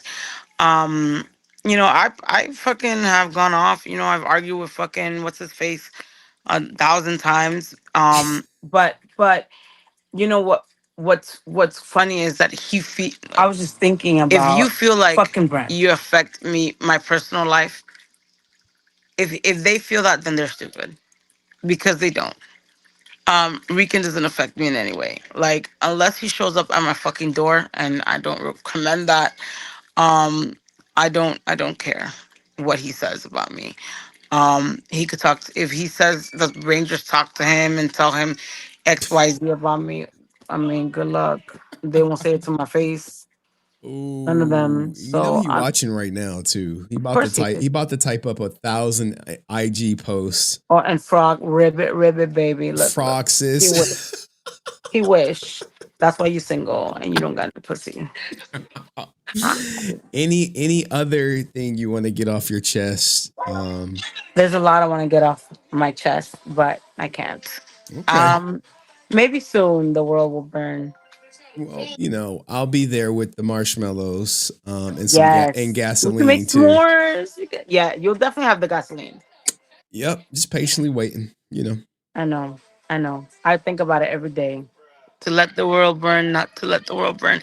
Today on my birthday, I really want. I almost. Well, yeah, you've been a little bit spicy. I give you that. It may have been like new to y'all, but this is stuff I may have heard already. I'll just say that. You definitely have. But love you. I'm gonna go and have my first alcohol drink in like forever, and enjoy the rest of my birthday, even though it's past my birthday. But it's my birthday Enjoy. all month, all year. That's it. It's my Oh birthday for the gosh, whole you one of March. them. All right, thank I'm you. one of them. All right, bye Love you, bye, Daddy. Francis. Bye. Bye. That was Frox's or Francis or whatever people want to call her. I'm sure she looking like, oh my God. But anyway, happy birthday to Francis. And if you enjoy Francis being on the channel, let me know in the comments section. I'll see you in the next video. Peace. Now, speaking of Aaron Schoenke, we might as well just get to it, huh? Let's get to it. Let's get to it because it's already prepped. We can just close out that because I have a propensity of leaving whatchamacallit open. StreamYard open. People caught me doing all sorts of debaucherous shit on tape after the stream was over. Let's just get to the Aaron Schoenke stuff. We can start with the Beatdown, or we can start with Legend of the White Dragon. Which one y'all want to go to? Beatdown or Legend of the White Dragon? It's like 3 clips actually. It's like he got another Kickstarter. We could do the Beatdown, and then we could do Legend of the White Dragon stuff. We did the Vince stuff. We can get Vince up out of here. Let's close that on up. We didn't do the Strickland. Nah, give me Chibi reviews, dog. We already covered Chibi.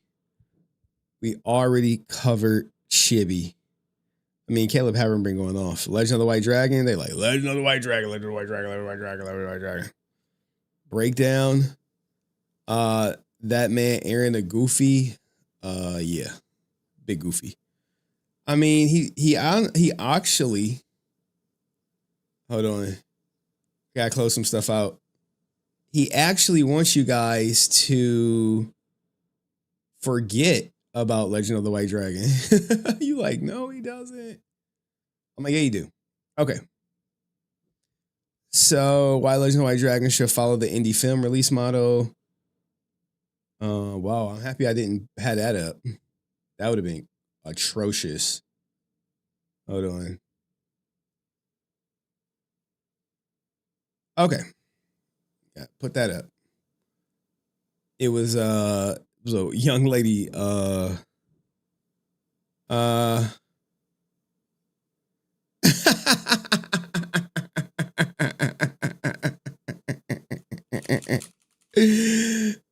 man, we got a big audience tonight, huh? 77 people in the box. Let's get it. Do me a favor, if you're new here, do me one big solid, like the mother freaky fracking stream. We're about to do Legend of the White Dragon. Forget it. And that's what Aaron wants you to do. Now, here's the thing. There was somebody who sent me a post where Aaron said Legend of the White Dragon should be coming in like he's in, you know, every time people message Aaron regarding Legend of the White Dragon, they get the same message. Oh, I'm in deep movie talks, guys. Deep movie talks about release date this, release date that. So many people send me things, and sometimes I lose track, and I'm not even lying. So I got to find the post who sent me the, hey, I reached out to Aaron, and he said this. Oh, God, it's the wrong person. Nope. What? Nope. Was it this person? Nope. This person. Oh, man, it's going to be hard for me to find it. It's going to be hard for me to find it. I already know it. Was it this person? No, I think it was him. It wasn't Carl. Was it him? Okay. I'm getting close to it. I had some people in my whatchamacallits. Shiza. All right, forget it. I can't find it. And I don't have time to go back through it. Just trust me, bro. Shout out to Saber. I'm going to cook Aaron so bad either way. All right, yeah, we'll drop the link tonight too, man. 100% drop the link. Okay. I got everything up. I wanted to cover this video right here. While Legend of the White Dragon should follow the anime, the indie film release model. Yeah, dog, he not following any of this shit, dog. But I wanted to cover it, but we kind of low on time. It's a little late for me. All right, because Johnny Young Bosch, he has as he is. We don't need that one. Got distribution. All right, we'll do it like this. I need one for Aaron Schoenke. There we go. And my heat is heating right now. All right, do me a favor. All 77 of y'all like the freaking fragging stream. A lot of Ninja Watchers tonight. I don't care. Ninja Watcher, Big Watcher, Live Watcher. Do what you got to do. Boop, boop, boop. Legend of the White Dragon. Oh, God. Why are they doing this? Oh, because it's supposed to be the comments. It's actually new comments. All right, I'm just making sure I got the clip ready because, you know, we gotta go boom, boom, bow, boom, boom, bow. Band Watcher. Dude, I don't care. Anyway. If you guys know already, Aaron Schoenke, the biggest grifter since grifting was coined, has not released Legend of the White Dragon, is currently being held hostage in distribution meetings, which, no one seems to believe considering the film has been done since last year, July. Meanwhile, Johnny Young Bosch film continues to rack up awards Best Narrative Feature at the Asian International Film Festival for his coming to movie Spades, which already has distribution, waiting on announcement. No, hey, we're in meetings, none of that. But Aaron Schoenke, he wants you guys to forget about Legend of the White Dragon. But that's not going to happen. You know why? Because every time he tries to farm, like which opening lines better capture 90s era Batman intro for Batman vs. Shredder, he don't know because he can't write, but people are saying opening line should be Legend of the White Dragon releasing in 2026. They're like, hey, what about that? What about that line? Can we say it's releasing in 2026? And the answer is he don't know. He keeps saying it's for real this year. But I'm not so sure. He said it was for real in 2023? Then it was for real in 2024. Then it was for real 2025. And now we're in 2026. So also remember this, right? I remember why I did this. Tubi. Remember, it's like, oh, Tubi's not an option, because this is a $4 million film. But now guess what? All the DC cartoons is on Tubi. Sure, you want to be amongst that type of company. But like I said, Alfred, sir, when is the release date for Legend of the White Dragon? Batman Shredded. And Haley Grace Peterson, friend of the show, she's rooting for that. But I'm telling you, which battle would you rather see live action? Vote below. What do you think the answer is? Lord of the White Dragon, the White Dragon. People are not allowing him to forget about it. And back in the day, he would respond to these until the middle of the night. I'm sure he's so busy working on beatdowns. But no, he just doesn't want you guys talking about it. Now, he's not going out his way to block you or anything, but he's definitely not engaging with all of you waiting on Legend of the White Dragon. And I promise you, I guess it's coming this year, but he don't know when. I'll settle for Legend of the White Dragon before we start looking ahead to new stuff. Well, it's too late because he's already on like day 5 of shooting. People want to see Eric Reed versus Dragon Prime. Yeah, not happening. Cool. Where's Legend of the White Dragon that you promised to be out in 2025? Well, we moved it to 2026 as they wait for distribution. I hope this pays for Legend of the White Dragon. I mean, Font playing Bruce, so it's definitely coming out, right? Question mark. More people, like, what do you guys think? Are you guys going to continue to pester him, or it shouldn't even be considered pestering? It should be inquiring. Oh, cool. Now the Legend of the White Dragon. We want to see our JDF in action one last time. Yes, let's let it roll. Or give us Legend of the White Dragon already. This is all over his Facebook. All over it. But let's get into Riz Lord's idea of following the anime indie film pathway. As of 2026, Legend of the White Dragon remains unreleased. There's been no theatrical run, no video on demand date, and no streaming deal announced. So today, let's talk about what is actually confirmed and why do I think self-release remains the best way forward for Legend of the White Dragon to come out.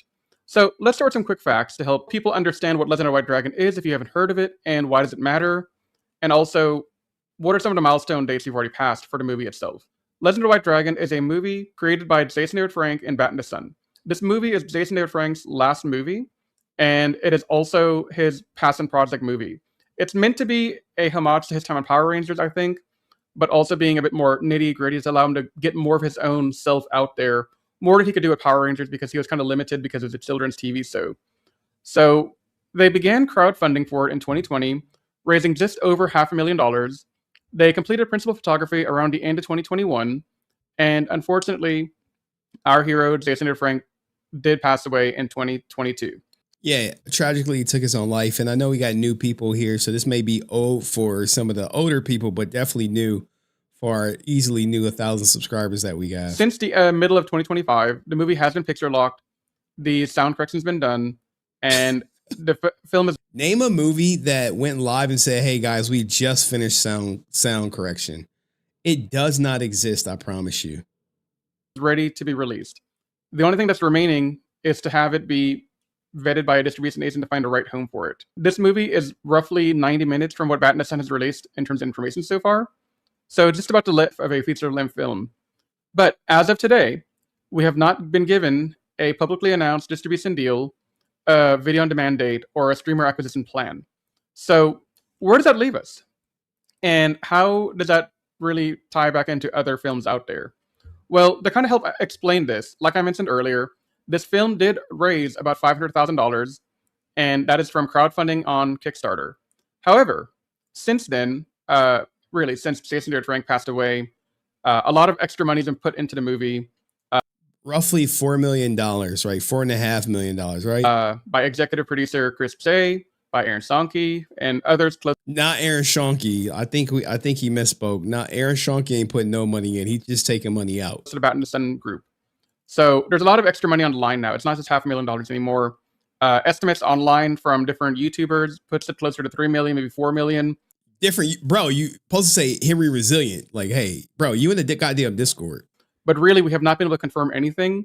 All we have been able to confirm is from Aaron Schoenke himself, from his live stream, where he says Chris J has put in a lot of money after JD's passing, and he also indicates that Aaron Schoenke, has put in his own personal money towards this movie. But we don't really know a dollar amount stated. Oh, wow, he did good. We don't have any financial documents to really show anything, and no real press outlet has been given real figures on how much the movie's cost so far. Because he won't. Because he's trying to sell it, guys. When you're trying to sell it, he's like, we're not trying to sell it. We're just trying to find distribution. Yeah, dog, distribution. You're trying to find someone to go half with you on putting the movie out and hopefully to recoup their money from whether it's sales or streaming. Well, Legend of the White Dragon is just, from what I've been told, a bad movie. It's a beatdown. An hour and a half beatdown that looks like it's been produced in 2018 with special effects from 2018. It's a 2018 beatdown that you're trying to sell in 2026. And Aaron will only let people who he know watch it under his watchful eye, where he could put out the disclaimer that, yeah, it's a 2018 Jason David Frank wanted it this way, yada, yada, yada. This is Jason David Frank's vision, even though he 100% added people to the movie after Jason David Frank's passing. With Kickstarter money and without. But this does kind of help explain some of the story of what's going on with Legend of the White Dragon after JDF passed away. I cannot stand Aaron keep exposing them. Yeah. And, this is actually a good video. It's very informative to the novice, to the, hey, I want to know what's going on with Legend of the White Dragon. Bat and the Sun has come out and said that, hey, we have to go back and do some reshoots and do some extra work because we really want to make this the best movie possible for Jason. And that's great. That's a great excuse. Great. That's awesome. But I do think the expectation of this movie to be put on Netflix or on Disney Plus or on Hulu or one of the other big... It's not happening, guys. Netflix don't want it. Disney don't want it. Hulu, no. I mean, they're one and the same. Not going to be on there. It's going to be a self-distribute, likely through Amazon Prime, and you pay $10, you get a copy. Platforms. I wouldn't be surprised if he puts it on a website. The only problem is all the people who are going to buy it already invested in the Kickstarter. So what new money will it even attract? It's not really realistic. I don't think we're going to see this on one of those big platforms. I don't think let him cook. A free platform. I think the best way forward for Legend of the White Dragon is for it to come out on a video on demand and self-release model. And why do I say that? So let's look at some other movies that are in a similar genre to Legend of the White Dragon. Stuff that is kind of centered around sci-fi and action, indie movies with a crowdfunding aspect to them. All right, so now he's cooking. I love a video that's going to show you like, hey, these are other movies with similar budgets that had some success. So first up, we have Laser Team. This is a movie by Rooster Teeth. They raised about $2.4 million. It's very effects heavy on sci-fi action. And they did originally do a self-release on video on demand and physical media. Since then, it is now available on YouTube free of cost with the ads, etc. I have seen this movie, actually. It's not terrible. It's what you would expect from an indie movie that's kind of in that kind of genre. So nothing really to write home about, but just to give you the data point of, hey, Laser Team did it. Rooster Teeth was able to raise $2.4 million to get this movie made. And I think that's really because Rooster Teeth was a media franchise out in the world, and people love Rooster Teeth and they want to support. Now look at this, 2.4 million if I'm not mistaken. Guess what? YouTube read original movie. Hey, we're gonna put it on YouTube Premium.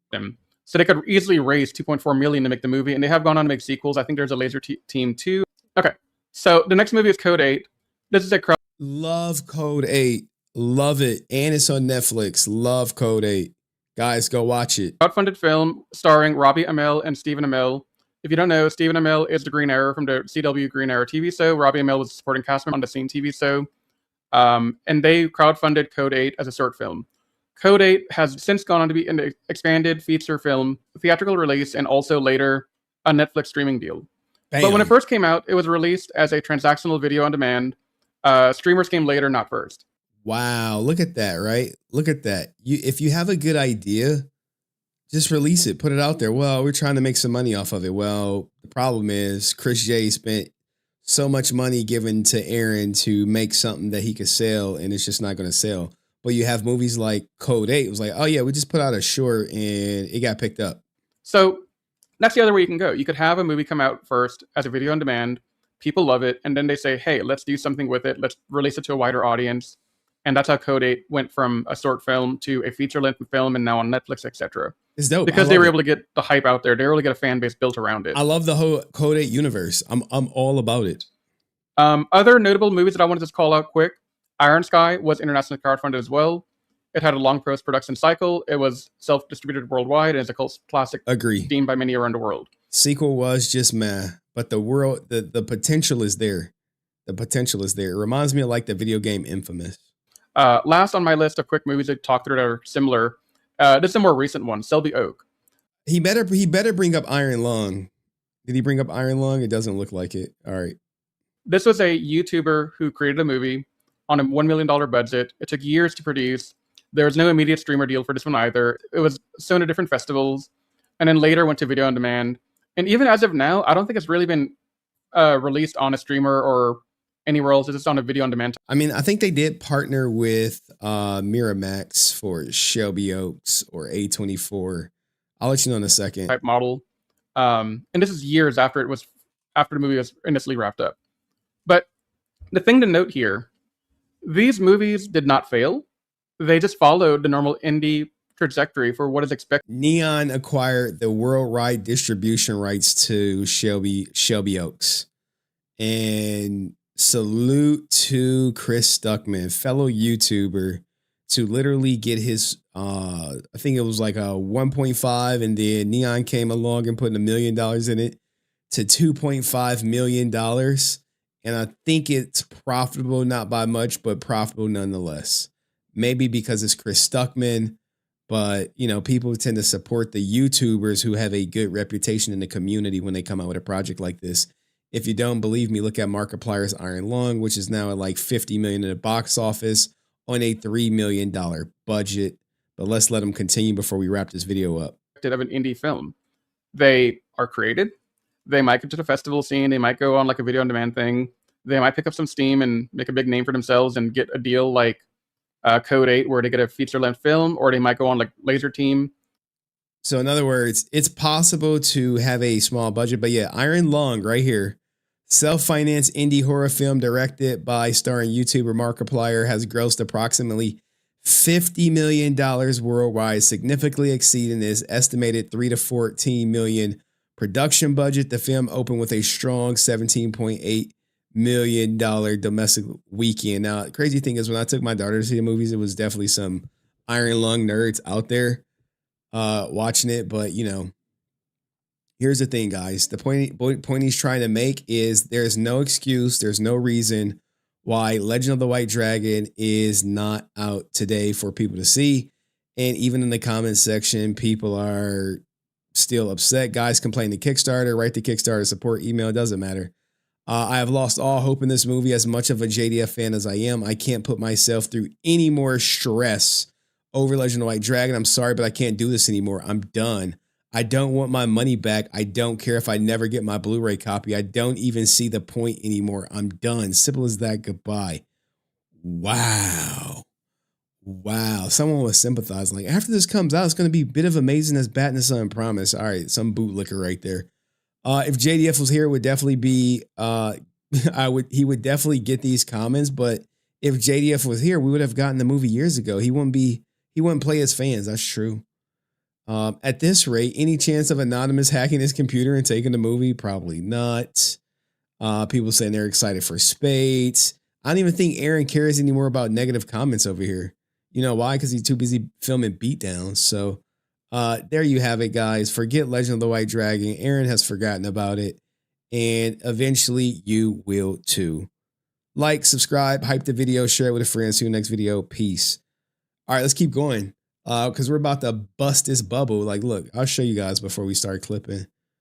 Where's the Beatdown section? This is the angry comment section. That's a good one.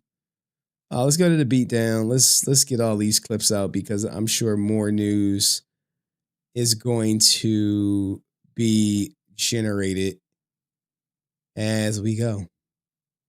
Whoops. That's on everything. Anywho, let's keep going. So, what do we have here? What do we have? Beatdown. All right. All right, I gotta like, hold on, let me see. If I format it, yeah, format it. All right, there we go. There we go. Hold on, let me check something real quick. All my videos. Kind of figured that was gonna happen. Right.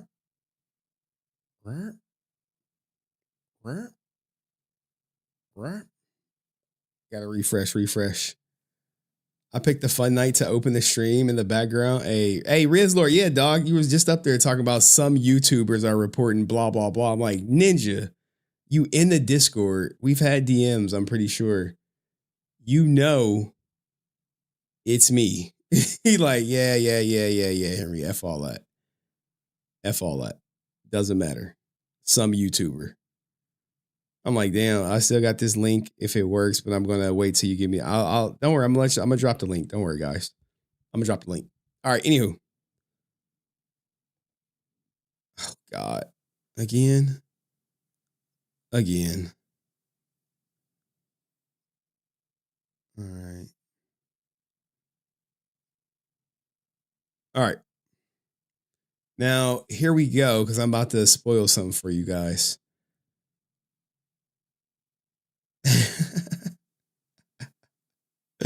What the hell?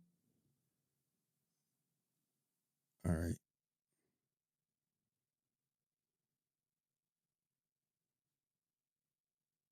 I'm just getting everything together.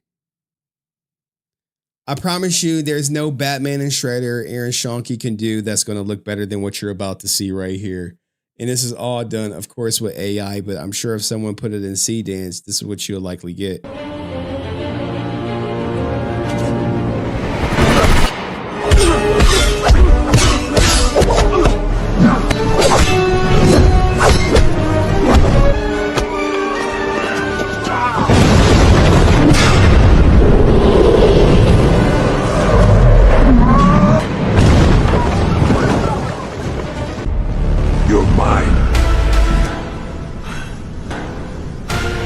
You're forgetting something, Shredder. I'm Batman. The Bat and the Blade. This might be actually on YouTube already, but Aaron Schoenke is literally out here doing his best to drum up interest in his superpower Beatdown as we have day one. This world is, we got Gotham City behind us. Decent people shouldn't live here. And if we keep going, you'll see we got all this. And then, oh, what's that? We got the Batcave in Gotham all under one roof. And it looks like a non-functioning Batmobile, probably just the thing on wheels. I don't even think the door's open or is even remotely functional. We're going to make some cool shit this week, guys. Stay tuned. Cool stuff this weekend, guys. Stay tuned. Basically, they've been putting the full court press on everyone's social media talking about Legend of the White Dragon or day one, Batman vs. Shredder, hyping you guys up, getting you excited to see stuff you've already seen years ago.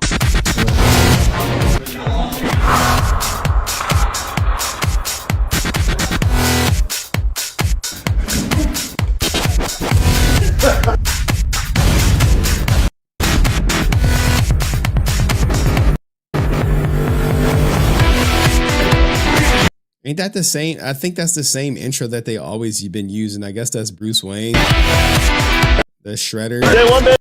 That's fake director. In the books, looks amazing. Day one in the books, it was amazing. Look at this guy. We got April over here. Expect some softcore prawn from his beard, from his lavender wedding or lavender marriage. Breaking news, today was wonderful. Yeah, man. I mean, no matter how much he tries to shove her down her throat, I just don't see it working. Not for me, but maybe for the 12-year-olds who goon to her. This was some new shots right here of Jason Font as Batman. Hopefully you are excited.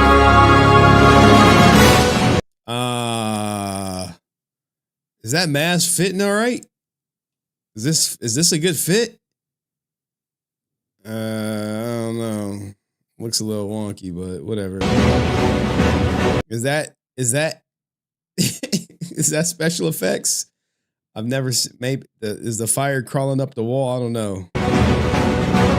Yeah, this is definitely I see some smoothing. Is this AI? Bro. It didn't look like a green screen. Is this AI? You got to ask him, like, hey, why that fire look like that? No, it's not AI. We had Nikolai do it. Is that ketchup? Did he just get done eating a hot dog? But why don't see his nose all like that? Is that how it's supposed to fit? Maybe we get Kevin Porter to comment on this.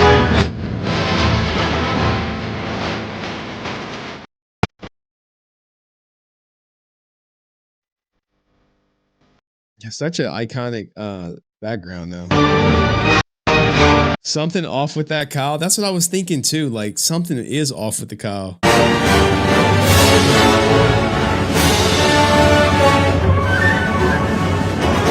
Wait, is that real?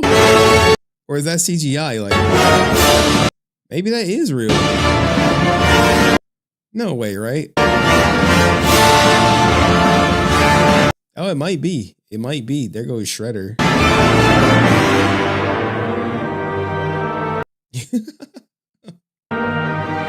$89 cowl supposed to be tight around the neck. Okay. Well, look, here's the thing, right? The reason why Jason Font is Batman is not because he likes some great actor. It's just because the suit is a one size. It's not a one size fits all. It's a one size fits someone who's like 5'8".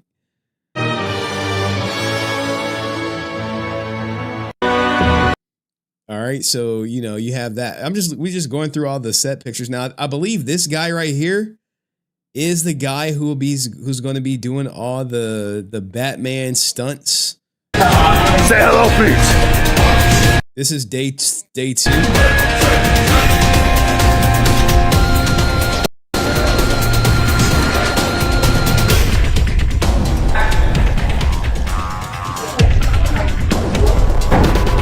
Yeah, you see, that was the real Batman back then.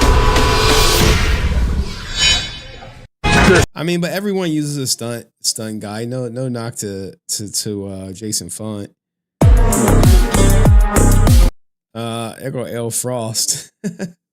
I want you for the foot. Batmobile shot. Yeah, you see the dude right here? There's your Batman.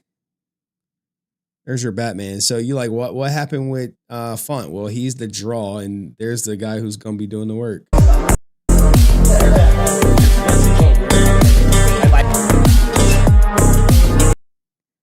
Like, what's his name? Yeah, Batman. So you got Peter Jang, stunt guy, and guy who just got done eating a hamburger with a cowl that really doesn't fit too good. But that was day 3. We still got day 4. You got her. She wants you to click the link. Come here. I want to show you something.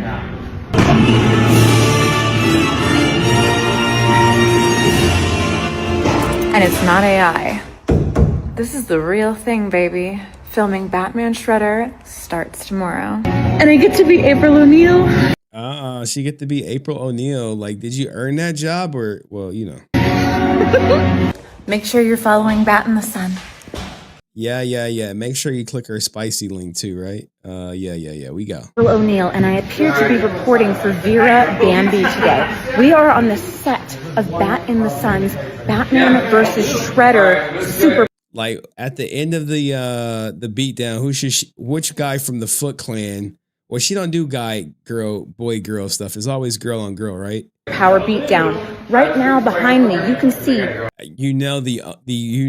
She's not gonna let that costume go to waste. I think her lane is literally attracting people who want to goon to April O'Neil doing something spicy. Aaron Schoenke, the director. It's not a bad lane because you got Aaron Schoenke who's gonna funnel all the young impressionable boys to her spicy links, and it's just, you know, somebody got to pay the bill somehow. I mean, no one's hiring Aaron to do anything. The Chris J money train didn't ran out. Director. 2, 1, action.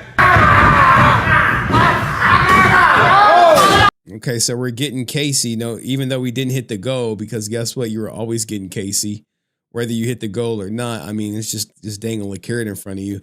But don't worry, the Kickstarter has not really changed much. But anyway, let's go to day 5 and then we'll check on the Kickstarter. You wear glasses.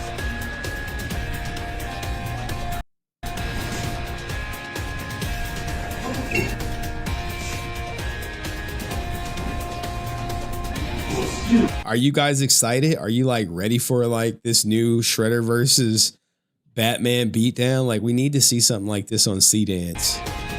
Get back to work, you slackers. Even Titanic.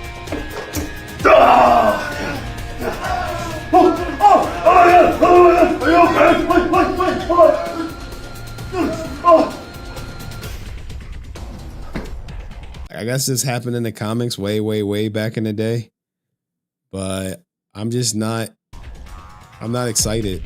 Love you and thank you for being a part of this. Thank you guys for being a part of this beatdown. Thank you guys for being part of the hose job. Casey isn't a hard guy to make, bro. You know that Casey outfit costs like $10,000. What are you talking about, Dixie? But you know, as far as the I guess he just hit for 40,000, but I mean, there you go. Your superpower beatdown updates. Are you excited? Because this is what Aaron is focusing on. Anything to keep you guys from asking him about Legend of the White Dragon. Because remember, he wants you to forget Legend of the White Dragon in lieu of superpower beatdown happening. Let me know what you think in the comments section. See you in the next video. Peace. All right. Hey, Dixie Normus. Oh, God. You got me. You got me. You got me. You got me. I got. All right. Anywho, we covered the beatdown. That's done. What is this? That's the reboot. We didn't cover Shia LaBeouf. And we didn't cover, we covered the female Red Ranger. We covered Cuba. Oh, Paramount. Ooh. Paramount. I think we got one more, whatchamacallit. Oh, we didn't even cover the Trini Kwan interview. We might have to save that though, because I'm going to cover this Paramount stuff. Even though like no one really cares, I think this is excellent content from a politician's perspective of why it's bad, of why this deal is bad. Like Paramount deal is bad, ? And then I'll drop the link, I suppose. Artificial Rob, that guy Henry interviewed was Henry Hugh. Oh God, y'all are killing me, man. All right, I think I had to take these off. They're starting to hurt my ears a little bit. I was wearing them trying to look stylish, and then next thing you know, I'm just like, what the hell? Elizabeth Warren is about to tell you how bad this Paramount deal is for America in the film industry as a whole. Let's hear her out. Because the President of the United States should not be interfering in this decision. And why might he pick one over the other? Well, he may very much like the Paramount deal better because that would be run by the Ellison family, close political allies of the president. And could that make a difference on content? You bet your booties it could. Thank you, Senator Warren, so much for sitting down. And my first question is, yesterday we learned that Netflix is no longer bidding for Warner Brothers, paving the way for a Paramount-Warner Brothers merger. So for starters, why should the average movie and TV fan care if these two companies merge? Okay, so let's start with the antitrust part of this, okay? Basic antitrust law 101 is that when you've got two companies out there competing, you get more good stuff done. Prices stay lower, consumers have more choices. In the movie biz, it means you got more people making decisions and more chances that an offbeat movie gets made, that a blockbuster nobody had thought about gets made. You just get more creativity, more going on. Screenwriters have got more places to pitch what they're doing. Set designers have got more movies that they get to. This is true. This is true. Like, a lot of people don't think about this, but if Paramount buys Warner Brothers, who you gonna have to pitch to? You're losing out on one entity to pitch to, because you're just gonna have Netflix, Disney Plus, Paramount. No more Warner Brothers to sell for. So that's why you like a lot of competition. And whenever two giants are thinking about merging, it triggers antitrust law. And that means Department of Justice is supposed to look at it and say, what would be the impact? This one is a disaster.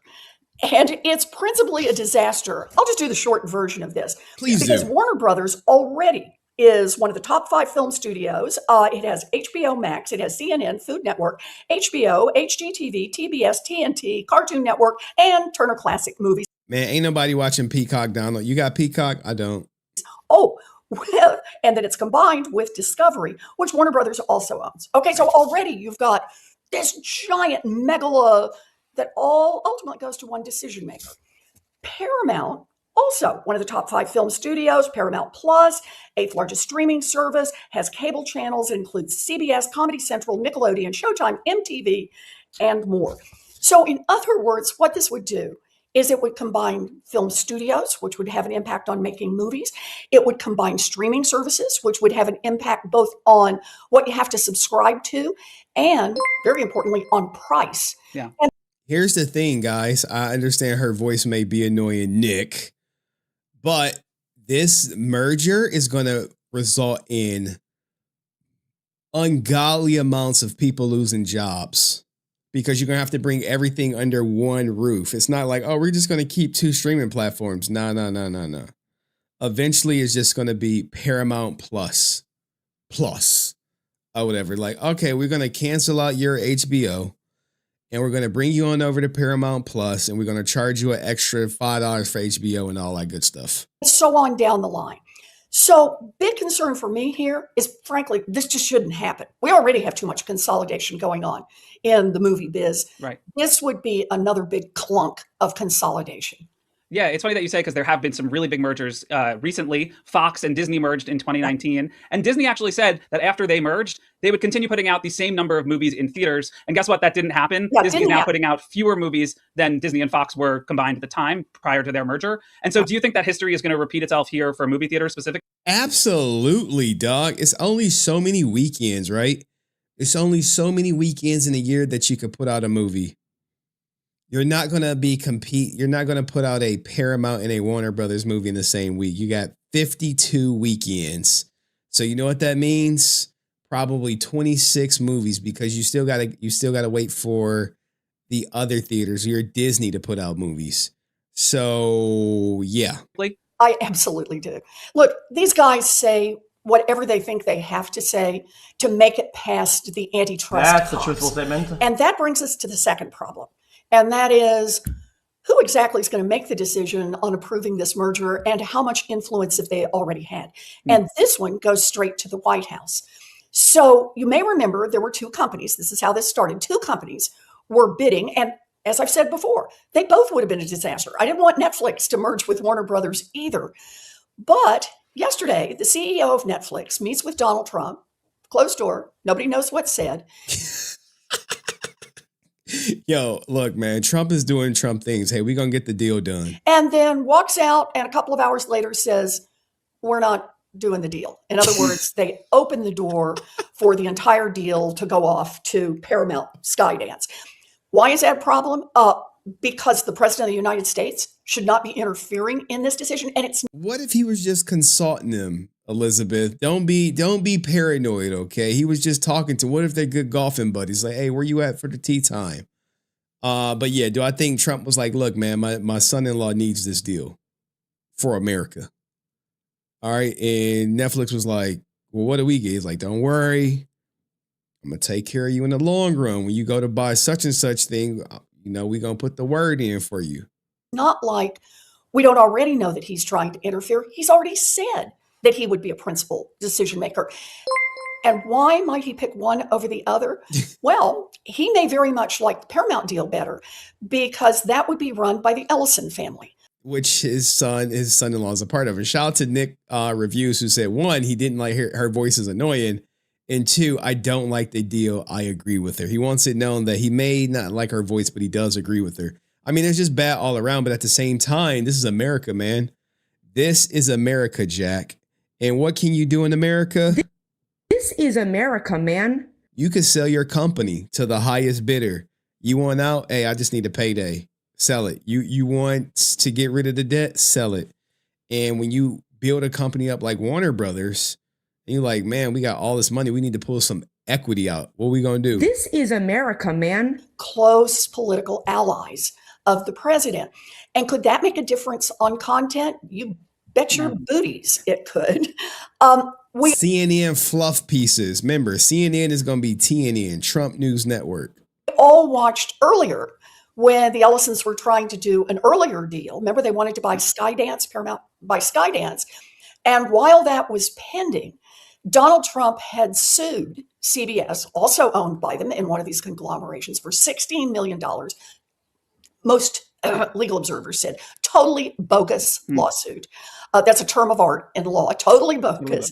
Settled it for $16 million. Looks a lot like what Stephen Colbert called it, which was a big fat bribe. So Stephen Colbert says that on his opening one night, and 3 days later, his show gets canceled. So the concern here. Hey, look, man. Look, we do have freedom of speech here, but do not think you have freedom of consequences. And some of the consequences is if you speak out against people who have a controlling interest in your employer, who can lean on your employer for a desired result, then they're going to do it. And that's what's happened to Stephen Colbert. She cooking, but trust me, dog, don't nobody give two shits what she's saying other than us. Is that the Ellisons will do Donald Trump's bidding. And they would have their hands now on CBS, on CNN, on a big part of the news media. So it's everything from what movies get made. Will we see Melania 2.0 and 3.0? Those will be the movies that get made because Donald Trump likes that. Will the news only cover things that are gold-plated that Donald Trump loves? That's the other problem with consolidation. See, Elon was ahead of the curve, man. He was like, oh, no, we need to buy Twitter. We got to get rid of this quote unquote liberal platform. And he bought his own media outlet, Twitter. And this is what they doing at the higher levels. Like, nah. We're not buying material things. We're buying eyeballs. We're buying things that can impact an election. It's not just the one decision maker. It's one decision maker who is a close ally of Donald Trump. In an ideal world, what happens next? What regulatory oversight will Paramount and Warner Brothers be subject to? None. The Department of Justice says no. You guys have, it will just be too big. Yeah. And you are competing head on. In theory, once they're big, head on competitors don't get to merge. Because it undercuts competition. In fact, we call it antitrust law. Yeah, but what are you going to do? They don't want the company. Hey, we do not want to run this company, America. Well, you got to run it because it's too big. All right, well, you got to bust it down. You got to sell this and sell that. I mean, who owns the Department of Justice? Is it Republican owned, or like, do they got the majority, or what's the deal there, guys? You know, I don't know politics. It really is law to protect competition. And so just kind of a straight application of the law would say, we're done. Nope. You guys don't get to do this. Go out and do your thing. In fact, if we were in an ideal world, antitrust law permits breaking up the giants. I knew it. So they could stop letting the giants get bigger. And in my view, if they were actually applying the law, they would consider breaking them apart. Yeah, they want to break up Google too. Like ABC is too big.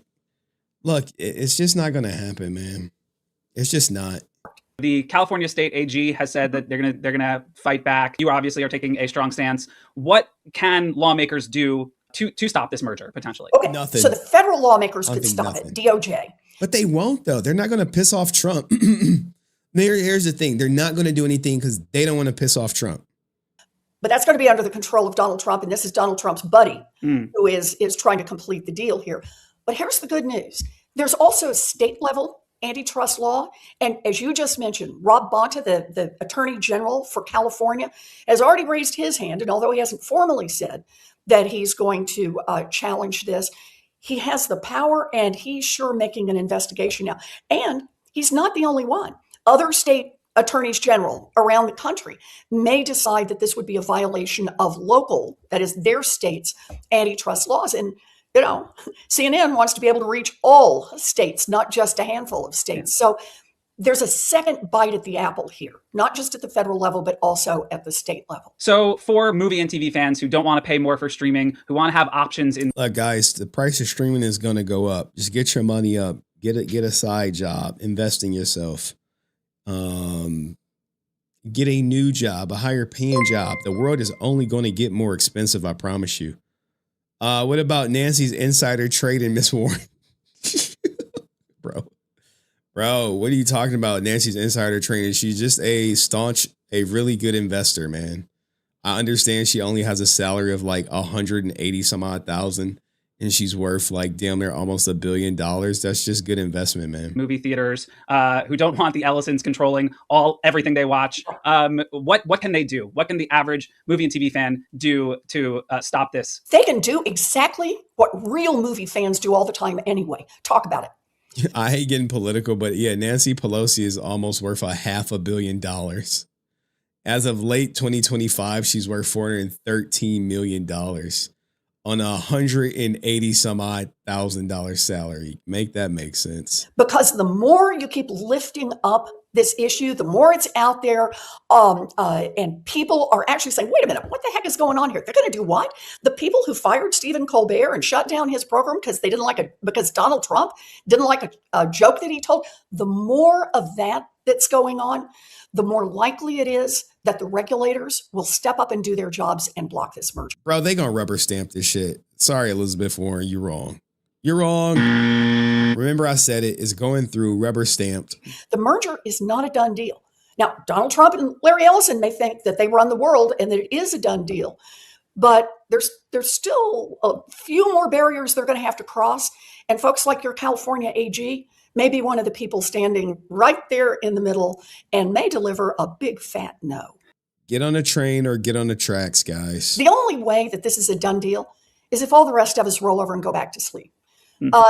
If the regulators don't do their jobs, if we don't raise a lot of hell about it, then it's, it will happen. It'll roll on through. Yeah. But that doesn't have to happen.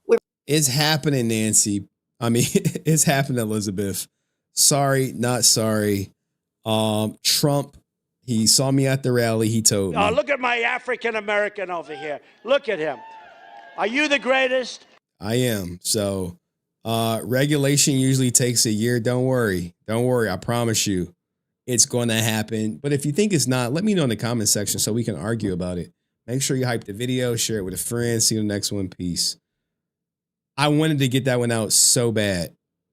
Again, in your world, Miss Warren. All right, I guess we could drop the link now. I know some people want to come up. We'll save Shia LaBeouf because that's prepped and that's all like Instagram.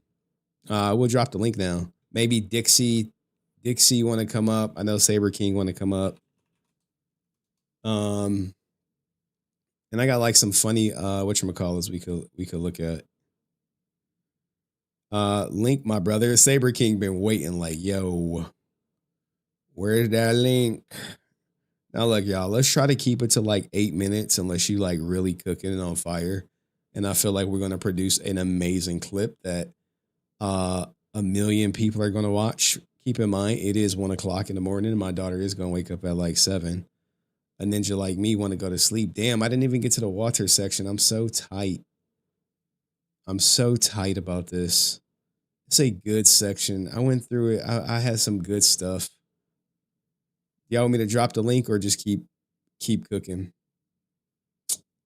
We'll just let people come up, man. I said we was gonna do the call in. A lot of people want to call in. I know Saber King do for sure. But if he's just the only one and he cooked for like 8 minutes and I still got some juice up in me, maybe we keep it going, baby. What did I miss? Nothing. You ain't miss a damn thing other than Francis' birthday, and apparently she left Dusty Court. Wah, wah. Join the stream.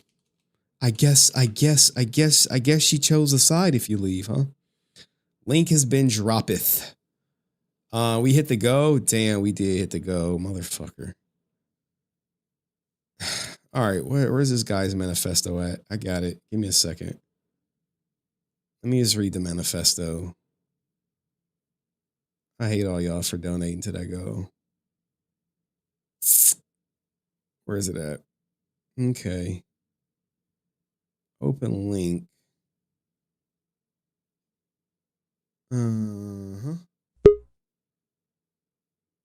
And one more. Oh my God, man. What the hell? Fuck my life. Oh, God. Okay.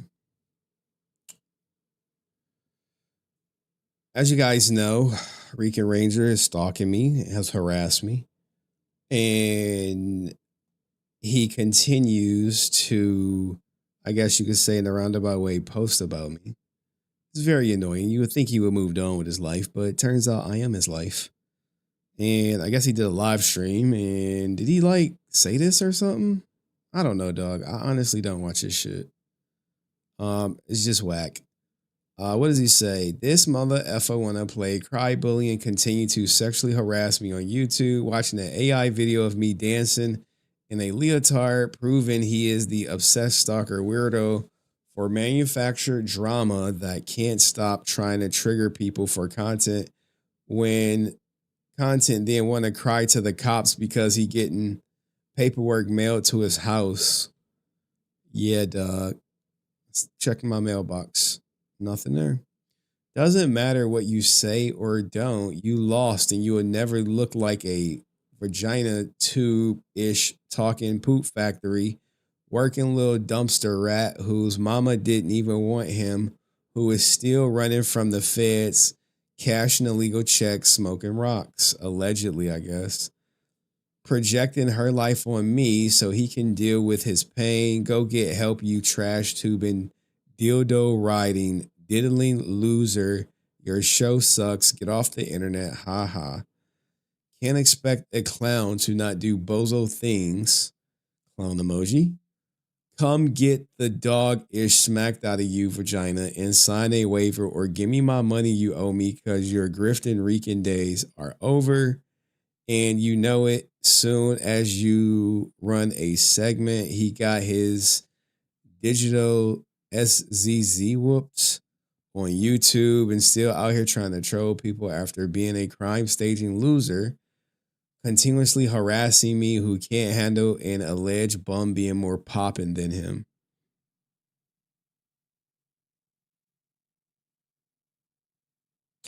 Ha ha, you're the bitch who can't shut your mouth about another man. If you want to keep playing me in AI, we can do the same thing. Nothing you say is real or true, and this is all reality TV BS. You've been crossed the line. I never crossed any lines. No legal lines, of course. And now the dumpster rat submitting edited video content by him to authorities for nothing. because he's scared of what he is doing and mad he ate the cheese. You know, like you would go a lot further in life if you take accountability and just admit to what you did instead of trying to like play like it's AI. But that will require you to be a man, and you're not. Go be mad, vagina. I'll always be better than you, and tell them whose song that really is, F boy. Every time you stream me and talk about me, I'm posting timestamps and evidence, exposing your harassment. You're not news. Imagine making over 90 videos on someone and they beat you in views on the playlist battle and gets monetized. Ha ha, you lost fair and square digitally because you know you ain't ish without slandering me. Prove it, bish. It's up for you, and we've been telling the truth the whole time, and you still think you can do anything to me. Ha ha. I can't wait to run receipts. Keep yapping, diddles. We dare you. There we go. And if you enjoyed this, let me know in the comment section. Should he get help? Yes. Will he get help? No. Who is we? I have no idea. This isn't a mind that is clearly mush. It's a smooth brain. Like, it's really bad, but here we are. All right, I read the goddamn manifesto. Jesus Christ. All right, we do got Dixie 360 back here and Saber King. All right. We'll let Saber King come up first. He been ready. And then we'll bring up Dixie 360. Oh man, I can't believe, and it does look like he's out of his wheelchair. Dixie 360 is not in his wheelchair, which is a wild is wild to me. But the fact remains, we never did see him stand up, so we really don't know if he is paralyzed from the waist down or not.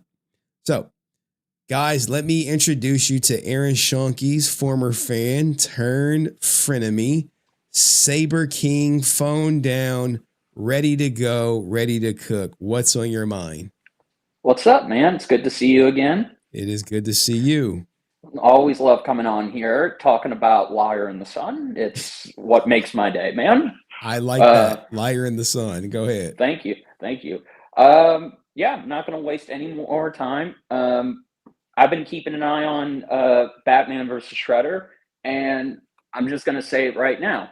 If y'all watch this, you're still supporting him. You're still giving him money.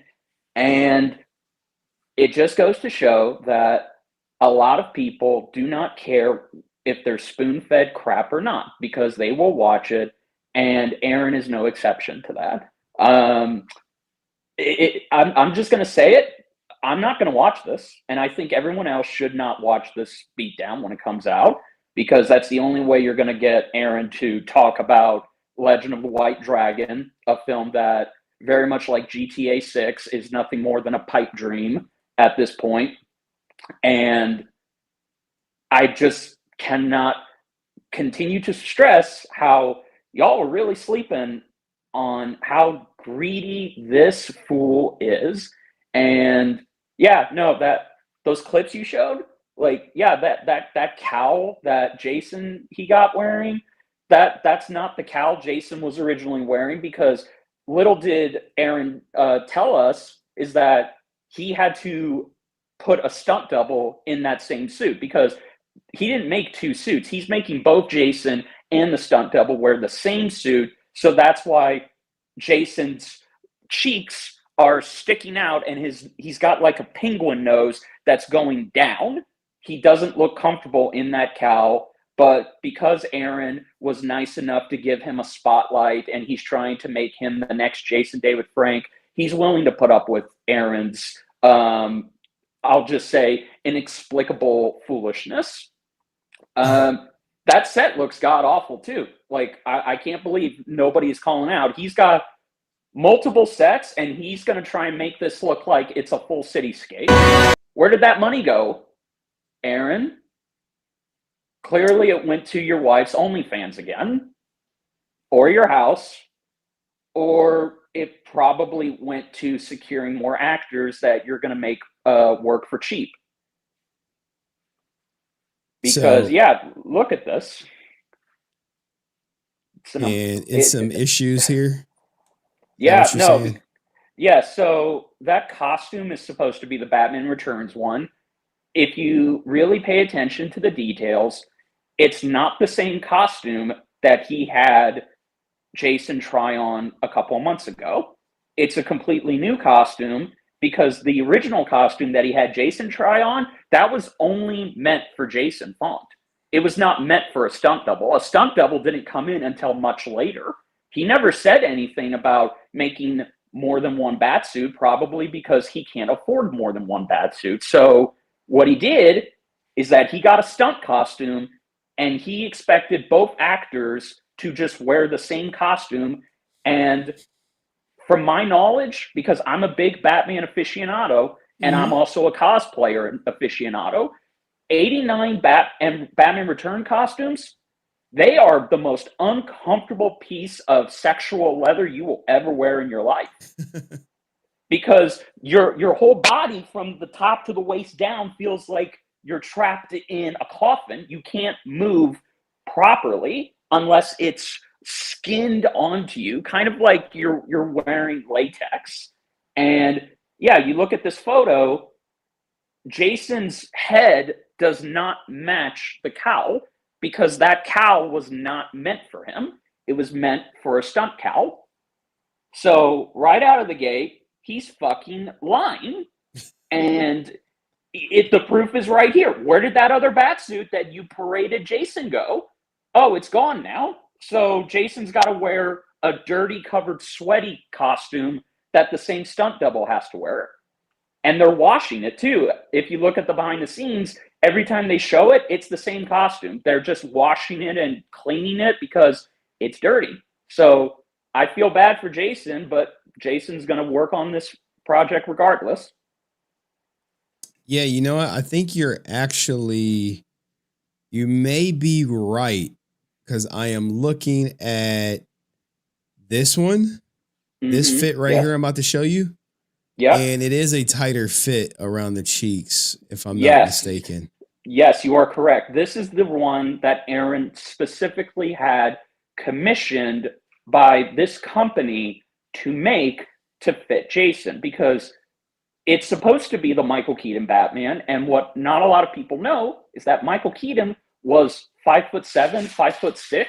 So the costume had to be as tight on him as possible. But because the first movie was made on a lower budget, the costume did not look good. Then in Batman Returns, bigger budget, better costume, all of that. Aaron essentially is trying to follow the same format. But once again, he just expected to reuse one suit and be done with it. You have $40,000 and you're telling me, Aaron, that you can't actually get multiple suits for both the actor who's going to be in camera, not doing any action, and a stunt suit? Yeah. Like, what is the point? But you'll spend a crap load of money on a bunch of Legend of the White Dragon helmets that you're never going to send out to people. Ooh. It is. And then when you pointed out that film projection in the Batmobile, yeah, that's basically just basic film projection that anybody can use because Aaron's trying to have a shot of the Batmobile coming away, and he's only going to have the actor in the car. The car is not actually going to go, so you are correct. That is just a prop car that has no engine and has to be transported by a tow truck. Because you notice that car is still in the same position. It hasn't moved. It hasn't turned on. The door works, but the actual vehicle is not moving. Because what he's going to do, I can tell you as an inspired filmmaker, he's going to have a shot where the camera is going to be inside the car and it's going to simulate that the car is moving from the inside of the vehicle, but when you cut away, the car is in the same position. It actually hasn't moved.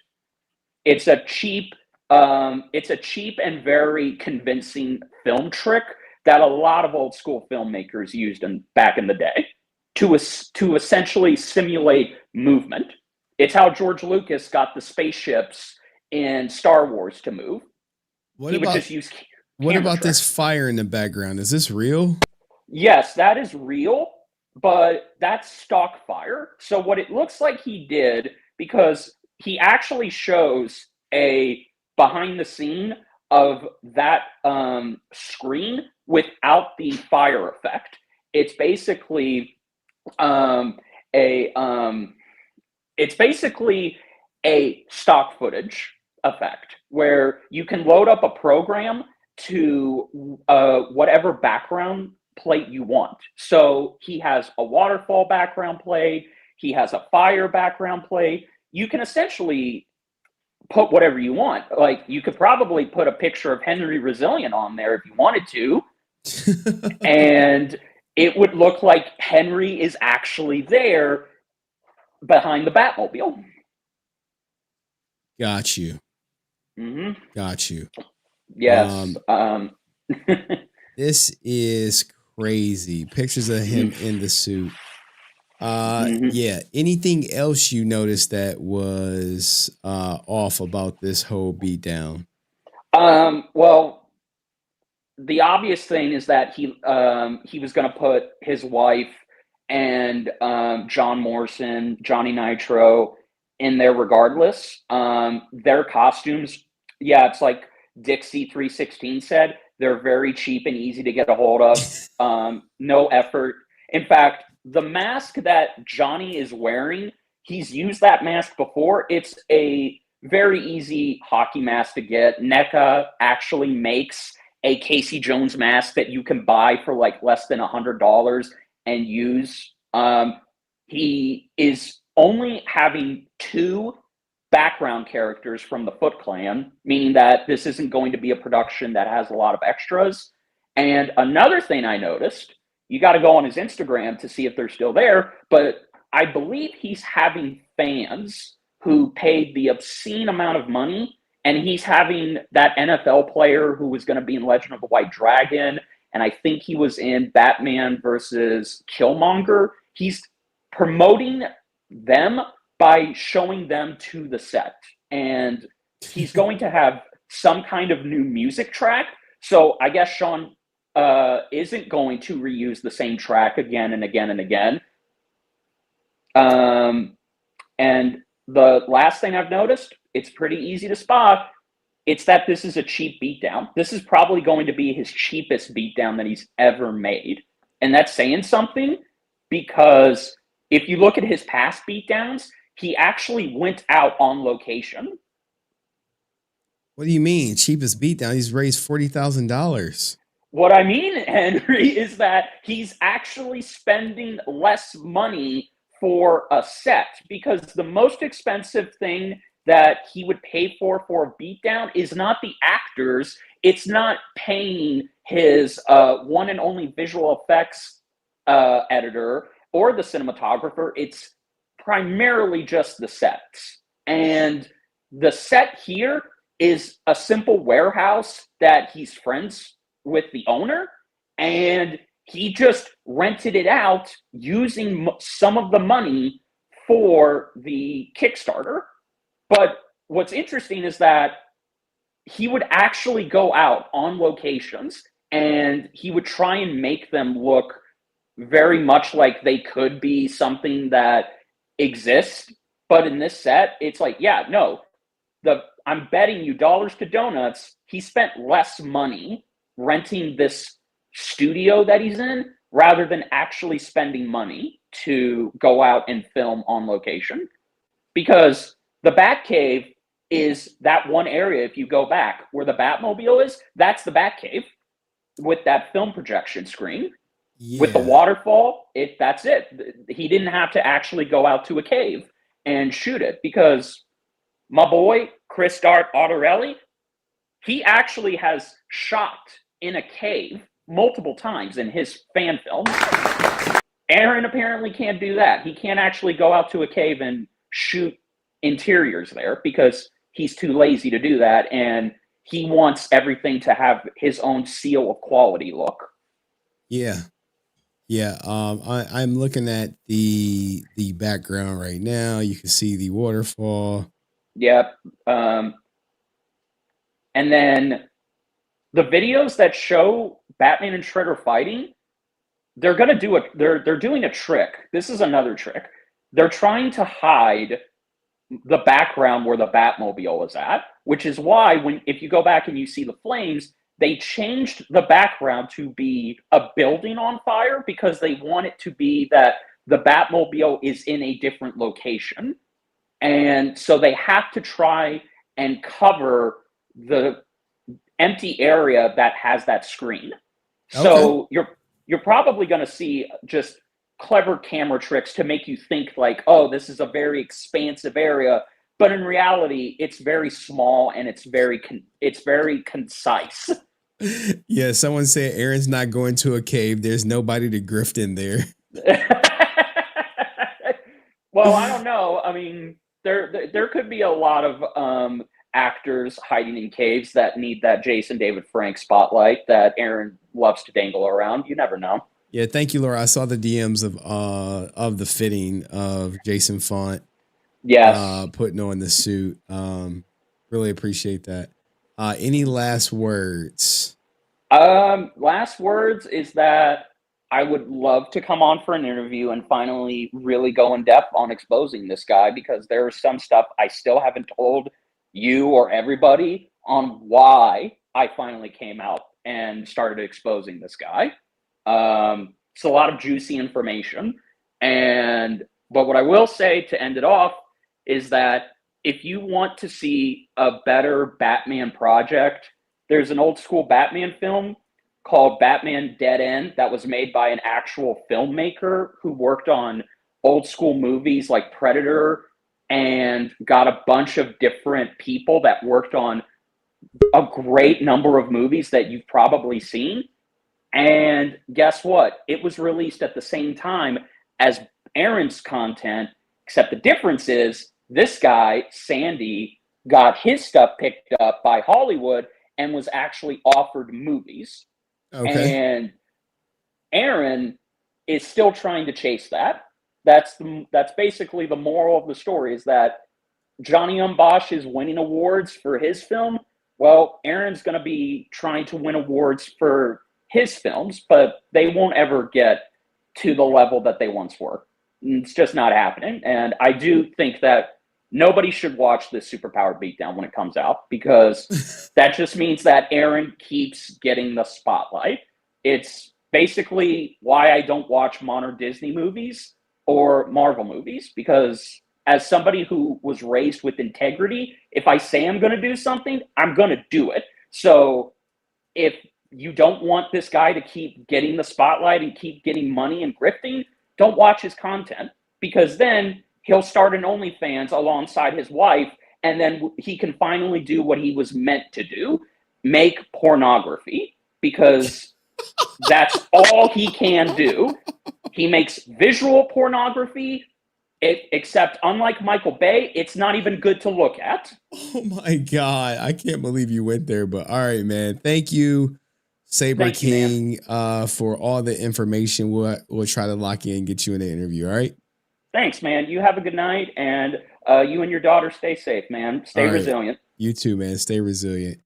That was Saber King, guys, putting in the Lord's work. Appreciate you, Saber King. All right, guys. I don't know who this Sage guy is back there. You got to get on camera. Who is that? I need to see your face on camera. Yeah. People being weird. Yeah, they go. And they're like, oh, you got to see my face. I'm out. Put Sage on like ninjas. Could y'all just be yourselves, man? Be yourself, man. Be yourself. All right, guys, we have a special guest coming up. His name is Dixie 360, not to be confused with the Oxy 360. But here we go. Give it up for Dixie 360, everybody.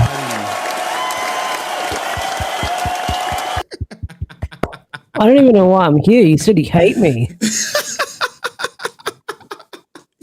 That was the best part. I was like, oh, yeah, we don't like Dixie 360. I was hoping he would say something because obviously he doesn't watch the show. So he doesn't know that you are frequent up here. And he obviously thinks you're in a wheelchair, which is a pretty popular misconception. And I thought it was hilarious on my part when I was like, I never saw him stand up. So I think he's in a wheelchair. I love that he bought into it. Like, oh, that was just so much fun to watch. Like trying to watch Elimination Chamber, but then just like watching you interview and just trying to keep a straight face through the entire thing. Because you were doing the thing where you like bite your lip, you put your finger in your mouth and try to hold it in. I didn't want him to see that I was holding back laughing. And then I was like, yeah, I think his wheelchair got to get an oil change because it got a motor in it. You know, he's like, yeah. Yeah, fuck that guy. He wants to debate me. I was like, yeah, maybe we can try to set him up. And I was about to, but he stepped off. He's like, oh, I got to go pick up my mom. I've been lying to her already. I was like, God damn, man. Oh, Jesus. So, Mom, I gotta debate this guy online. Wait at the airport for like an extra 2 hours.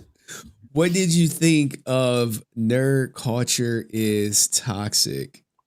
He's like new locale for 2026. I will say that. Move over previous spots. We've got a new one because this guy, he's just a gold mine. It's what you do. You just let him talk and he just keeps going and going and going. Yeah. I mean, I wanted him to get everything out of his system to make sure that we can get all the clips that we could possibly get. And I'm sure like remember I was like, yo, I just wish we had more eyeballs on the community because it's truly some characters out There's some characters out there, yeah. So speaking of characters, how about that young Sage? Oh my God. What a character in itself, man. I think he's still sympathy farming for his brother or his mom or God knows who. His dog, his cat, you know, his uncle, whatever, his man. hamster. What are your thoughts on him? Like I don't like the guy with how he presents himself online, but if he doesn't want people talking about him, then don't make content. Like he's a public figure. Francis has said that. I think that Nerdy John guy said that as well when you're on that interview. If you're a public figure, people are open to criticize you. People are open to talk about you. If you don't want people to say anything about you or criticize you or talk about your drama, then don't say anything at all. Like he could have kept his mouth. He could have not made a response video about like the allegations coming out. He could have maybe let this sweep under the rug for like a week and people would have forgotten about it. People would have moved on to the next big thing. But he decided to address them head on, and that opened the floodgates for like even more people in the community to talk about it. Because was it like Harvey that opened up that floodgate? It was somebody. I don't know. He's made so many enemies. Were like me. I'm just like we did the videos. Maybe I'll do one more. But he's made so many enemies. Oh yeah. On his way, it could literally be anybody exposing them. But he hurts himself when he doesn't. He's not forthcoming about his criminal conviction. Oh yeah. So like then he tried to dance around it so much. Yeah. So then when someone's like, "Hey, did you know he's this?" Whoever's working with him is caught off guard because he never said. He's like, well, it's all like he said, it's all over his profile. But then he unpinned the video with the chick at the top talking about his conviction. Ooh, I did not know that. So you like, wait, it's all in your profile. It's the first thing you see. Not anymore. It's not. Oh yeah, he says that a lot of things. Oh, where's that video of the kids? Oh, it's the first thing you see. Keep scrolling. It's there. It's there. I was like, it was like you got to fast forward to like the last minute of the video, and there's some kids in line. I'm like, is this a Mythos Force thing, or is this a just somewhere you showed up and people thought it was cool? Doing this for my pastor's cousin. Yeah, man. I think Hawkalees is familiar with him a little bit more than most people. Yeah, I think a lot of people are, because he was kind of a nobody, like young Sage, like trying to make another fan film. But then like with the whole AI stuff, and then he started insulting like actual artists within the community and stuff like that. And then, you know, people come together, like the Power Rangers community came together, and like they tried, like Bernard tried to send him on the right path and give him advice, but he didn't want to take it. He just wanted to do the insult, saying, "Oh, I'm from Texas. It's what we're like." It's funny he said he was from Texas because his charges in like Minnesota. And I know, I remember that. Yeah. It's like, wait, you from Texas, but most of your life you're in Minnesota? Like, you know, it's so many like questions about this guy's past, and like, I just don't think he has the money to do anything with Mythos Force, and I think he removed all of his GoFundMes. So I'm sure they're still out there. There's that. Speaking of GoFundMes, Aaron Schoenke. I got to talk about my boy. What would you like to? What would you like to say about your boy Aaron Schoenke? Well, I got to say, are you excited for Gotham Garage that has only 13 days left to go and has not reached the funding yet? That was on my list to talk about. And because I have it, I had the whatchamacallit, I had it on my list of things to get to. And here, let's we'll get to it. Like I can bring it up because it's his Kickstarter. It's basically Aaron. In my opinion, it's Aaron. So here is the Gotham Garage that he's talking about, and it's right here. Let's see if we could get it to play. It's been so long since I loaded this page. Let's do a reload. And most people don't know, but this is Aaron Schoenke's new Kickstarter.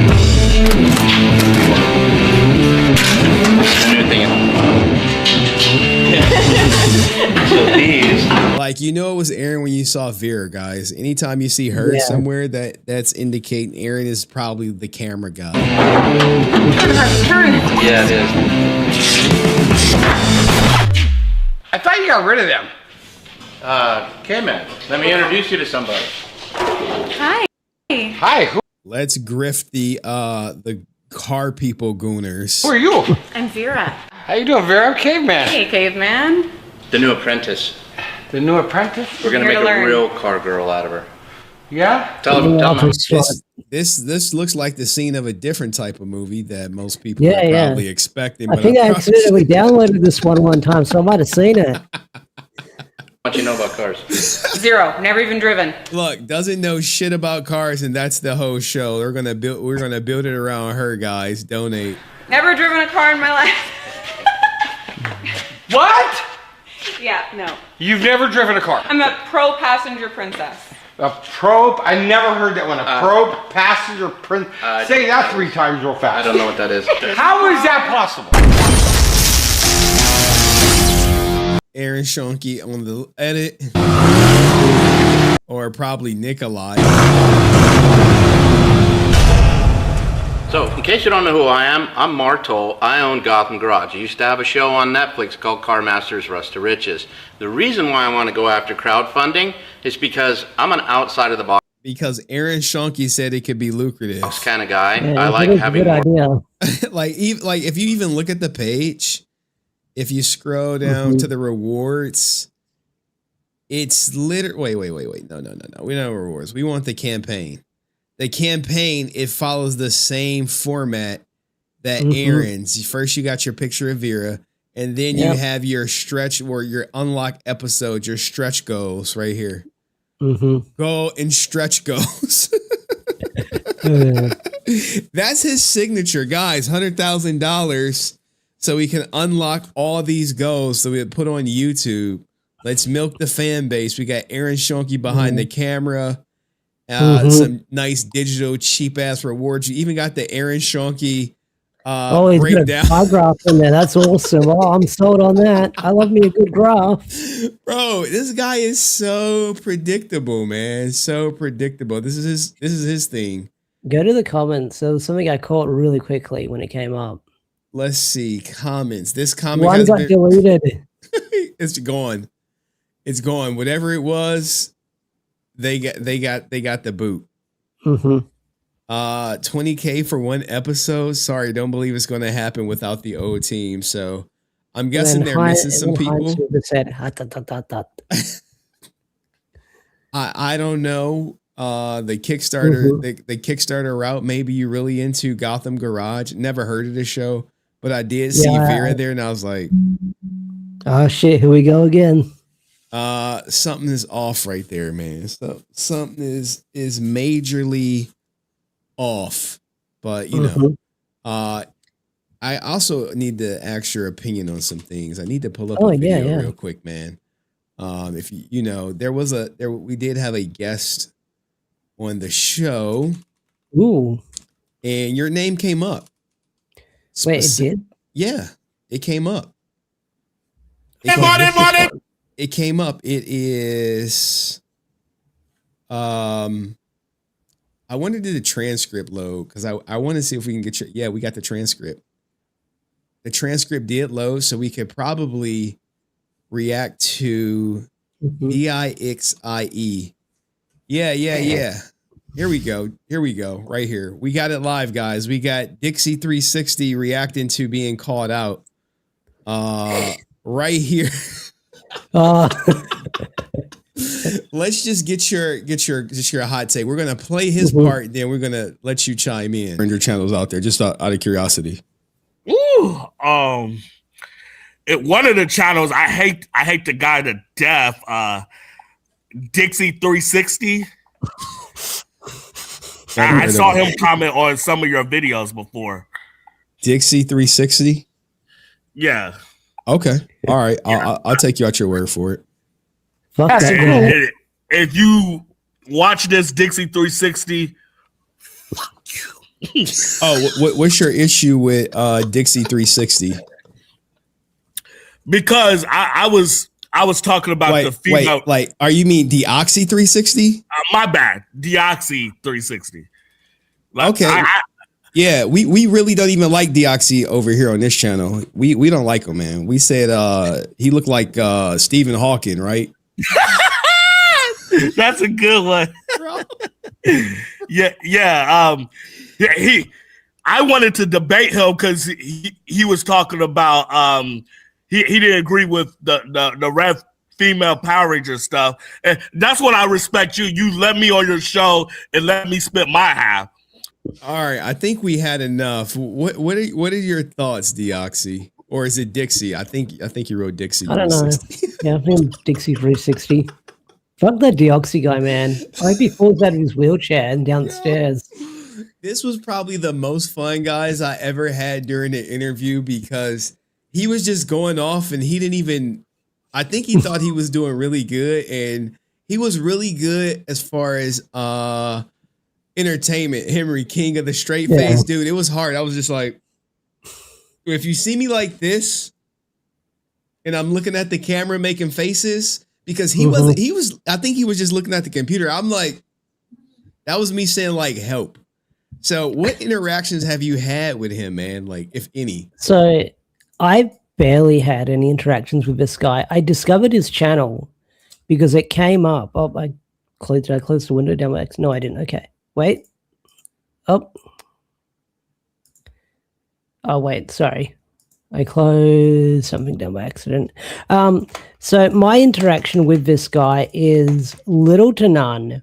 I think he didn't like my opinions on when Power Rangers Prime had a red female Red Ranger, or maybe Cosmic Fury or something like that.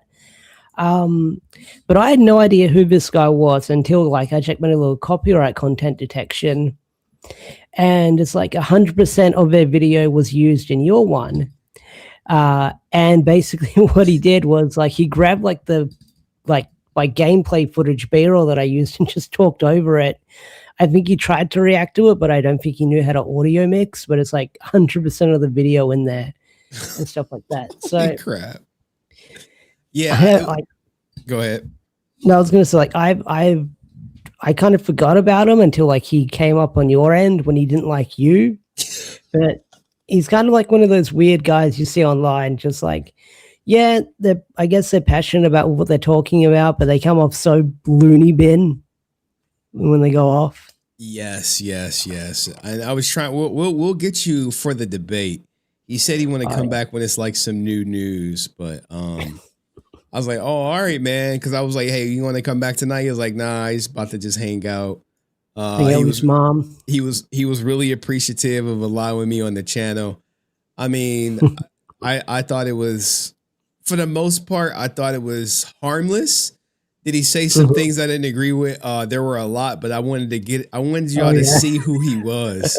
And I kind of did like lean into it, like, yeah, man, we need more masculine men like you to just speak their mind. And he was like, yeah. And when he said he's a gorilla, I was like, I'm a gorilla. I was just like, oh my God. He did lie to his mom for the interview. Yeah. So there is that. But what's on the horizon in Power Ranger news? I'm hearing the reboot has no scripts. I haven't heard this part yet. I think that's new to me. But if it's got no script, then I'm not surprised because like we've heard absolutely nothing. I mean, we've heard the casting rumors from Jin and Legacy for the longest time, but nothing's come of it. They're meant to start filming in April, so a month from now. So it's interesting that there is no script if they haven't got one yet, because I think that's what you would need if you were planning on shooting very soon. So I feel like this is probably going to be probably running through a lot of issues. Like, I don't even know we know who's writing. We just know who's directing it and producing it, which is the Henry Jackson people. Yeah. What if I told you they're probably still looking for people to write it? That'd be crazy. What, Percy Jackson? Sorry. Yeah. I mean, these are rumors. These it's unconfirmed, but I believe the person who told me it. Like they would really, really be in the know. Yeah. If there were anyone in the know, it would be them. But things change so fast. It could be no script by the time me and that person had a conversation, and then a week later, a script. But I just don't think so, man. So that's where we at with that. Any last words, Dixie 360? Not a whole lot. I mean, I'm just vibing. I guess like had a few chats with Kyle behind the scenes and stuff like that. Kyle who? Kyle Higgins, Aaron's mortal enemy. Ooh, we got this exclusive Dixie 360 having behind the scene talks with the Kyle Higgins. We just mostly shoot the shit, I will say that. That's about it. But looking forward to Kyle's audiobook for Radiant Black that's meant to be dropping. It was meant to drop on the anniversary of the series, but got pushed back a little bit. But I'm excited for that because we get to hear Kevin Porter as one of the police officers, if I remember correctly. Oh yeah. Look at all you guys. Y'all getting all y'all conversations. You, Hawkalees, going to Radiant Black events and not giving me my invite and shit. It's like crazy, man. It's like we don't even know each other anymore, man. Like we used to be such a tight-knit community, and then people start making connections and they only know me on the late night. Like some woman that they see that comes over after hours or whatever. But maybe we'll get back to being a little tighter these days. I don't know. So, well, thank you, Deoxy, for Dixie 360. Get that right. Get it right. We hate that fucking Deoxy guy. Fuck that guy. I swear that was the funniest part, man. And I think everyone in the audience knew I was trolling except for him. And the funny thing is, he's not going to watch this clip right now. he is not going to see it. He is not going to come back and click on it. I think he's just going to just ride off into Go the about his sunset business, and look yeah. at the comments of his video. Mhm. But it is what it is. But thank you, Deoxy, for coming up, Yeah. man. Appreciate you. Thanks. All right, guys, that was the Dixie 360. If you enjoyed him, which I'm sure you did, put it in the comment section and see you next video. Peace. Just don't post my turkey haven. Yeah, dog. Yeah. Well, look, man, we had a great stream tomorrow. I got play dates after play dates with my daughter and like some kid we met at like a Chuck E. Cheese that's way out the way. And she'll be probably waking me up in 5 hours. Now, the messed up thing is I have no thumbnails ready to go for any content that loads tomorrow. But I feel like I need something. I got to at least have a 9 o'clock video or 10 o'clock video ready to go. But anyway, y'all be easy. Thank y'all for coming through. I'll see you, I don't know, maybe Monday, Tuesday, Wednesday, Thursday. And catch y'all when I catch y'all. Peace.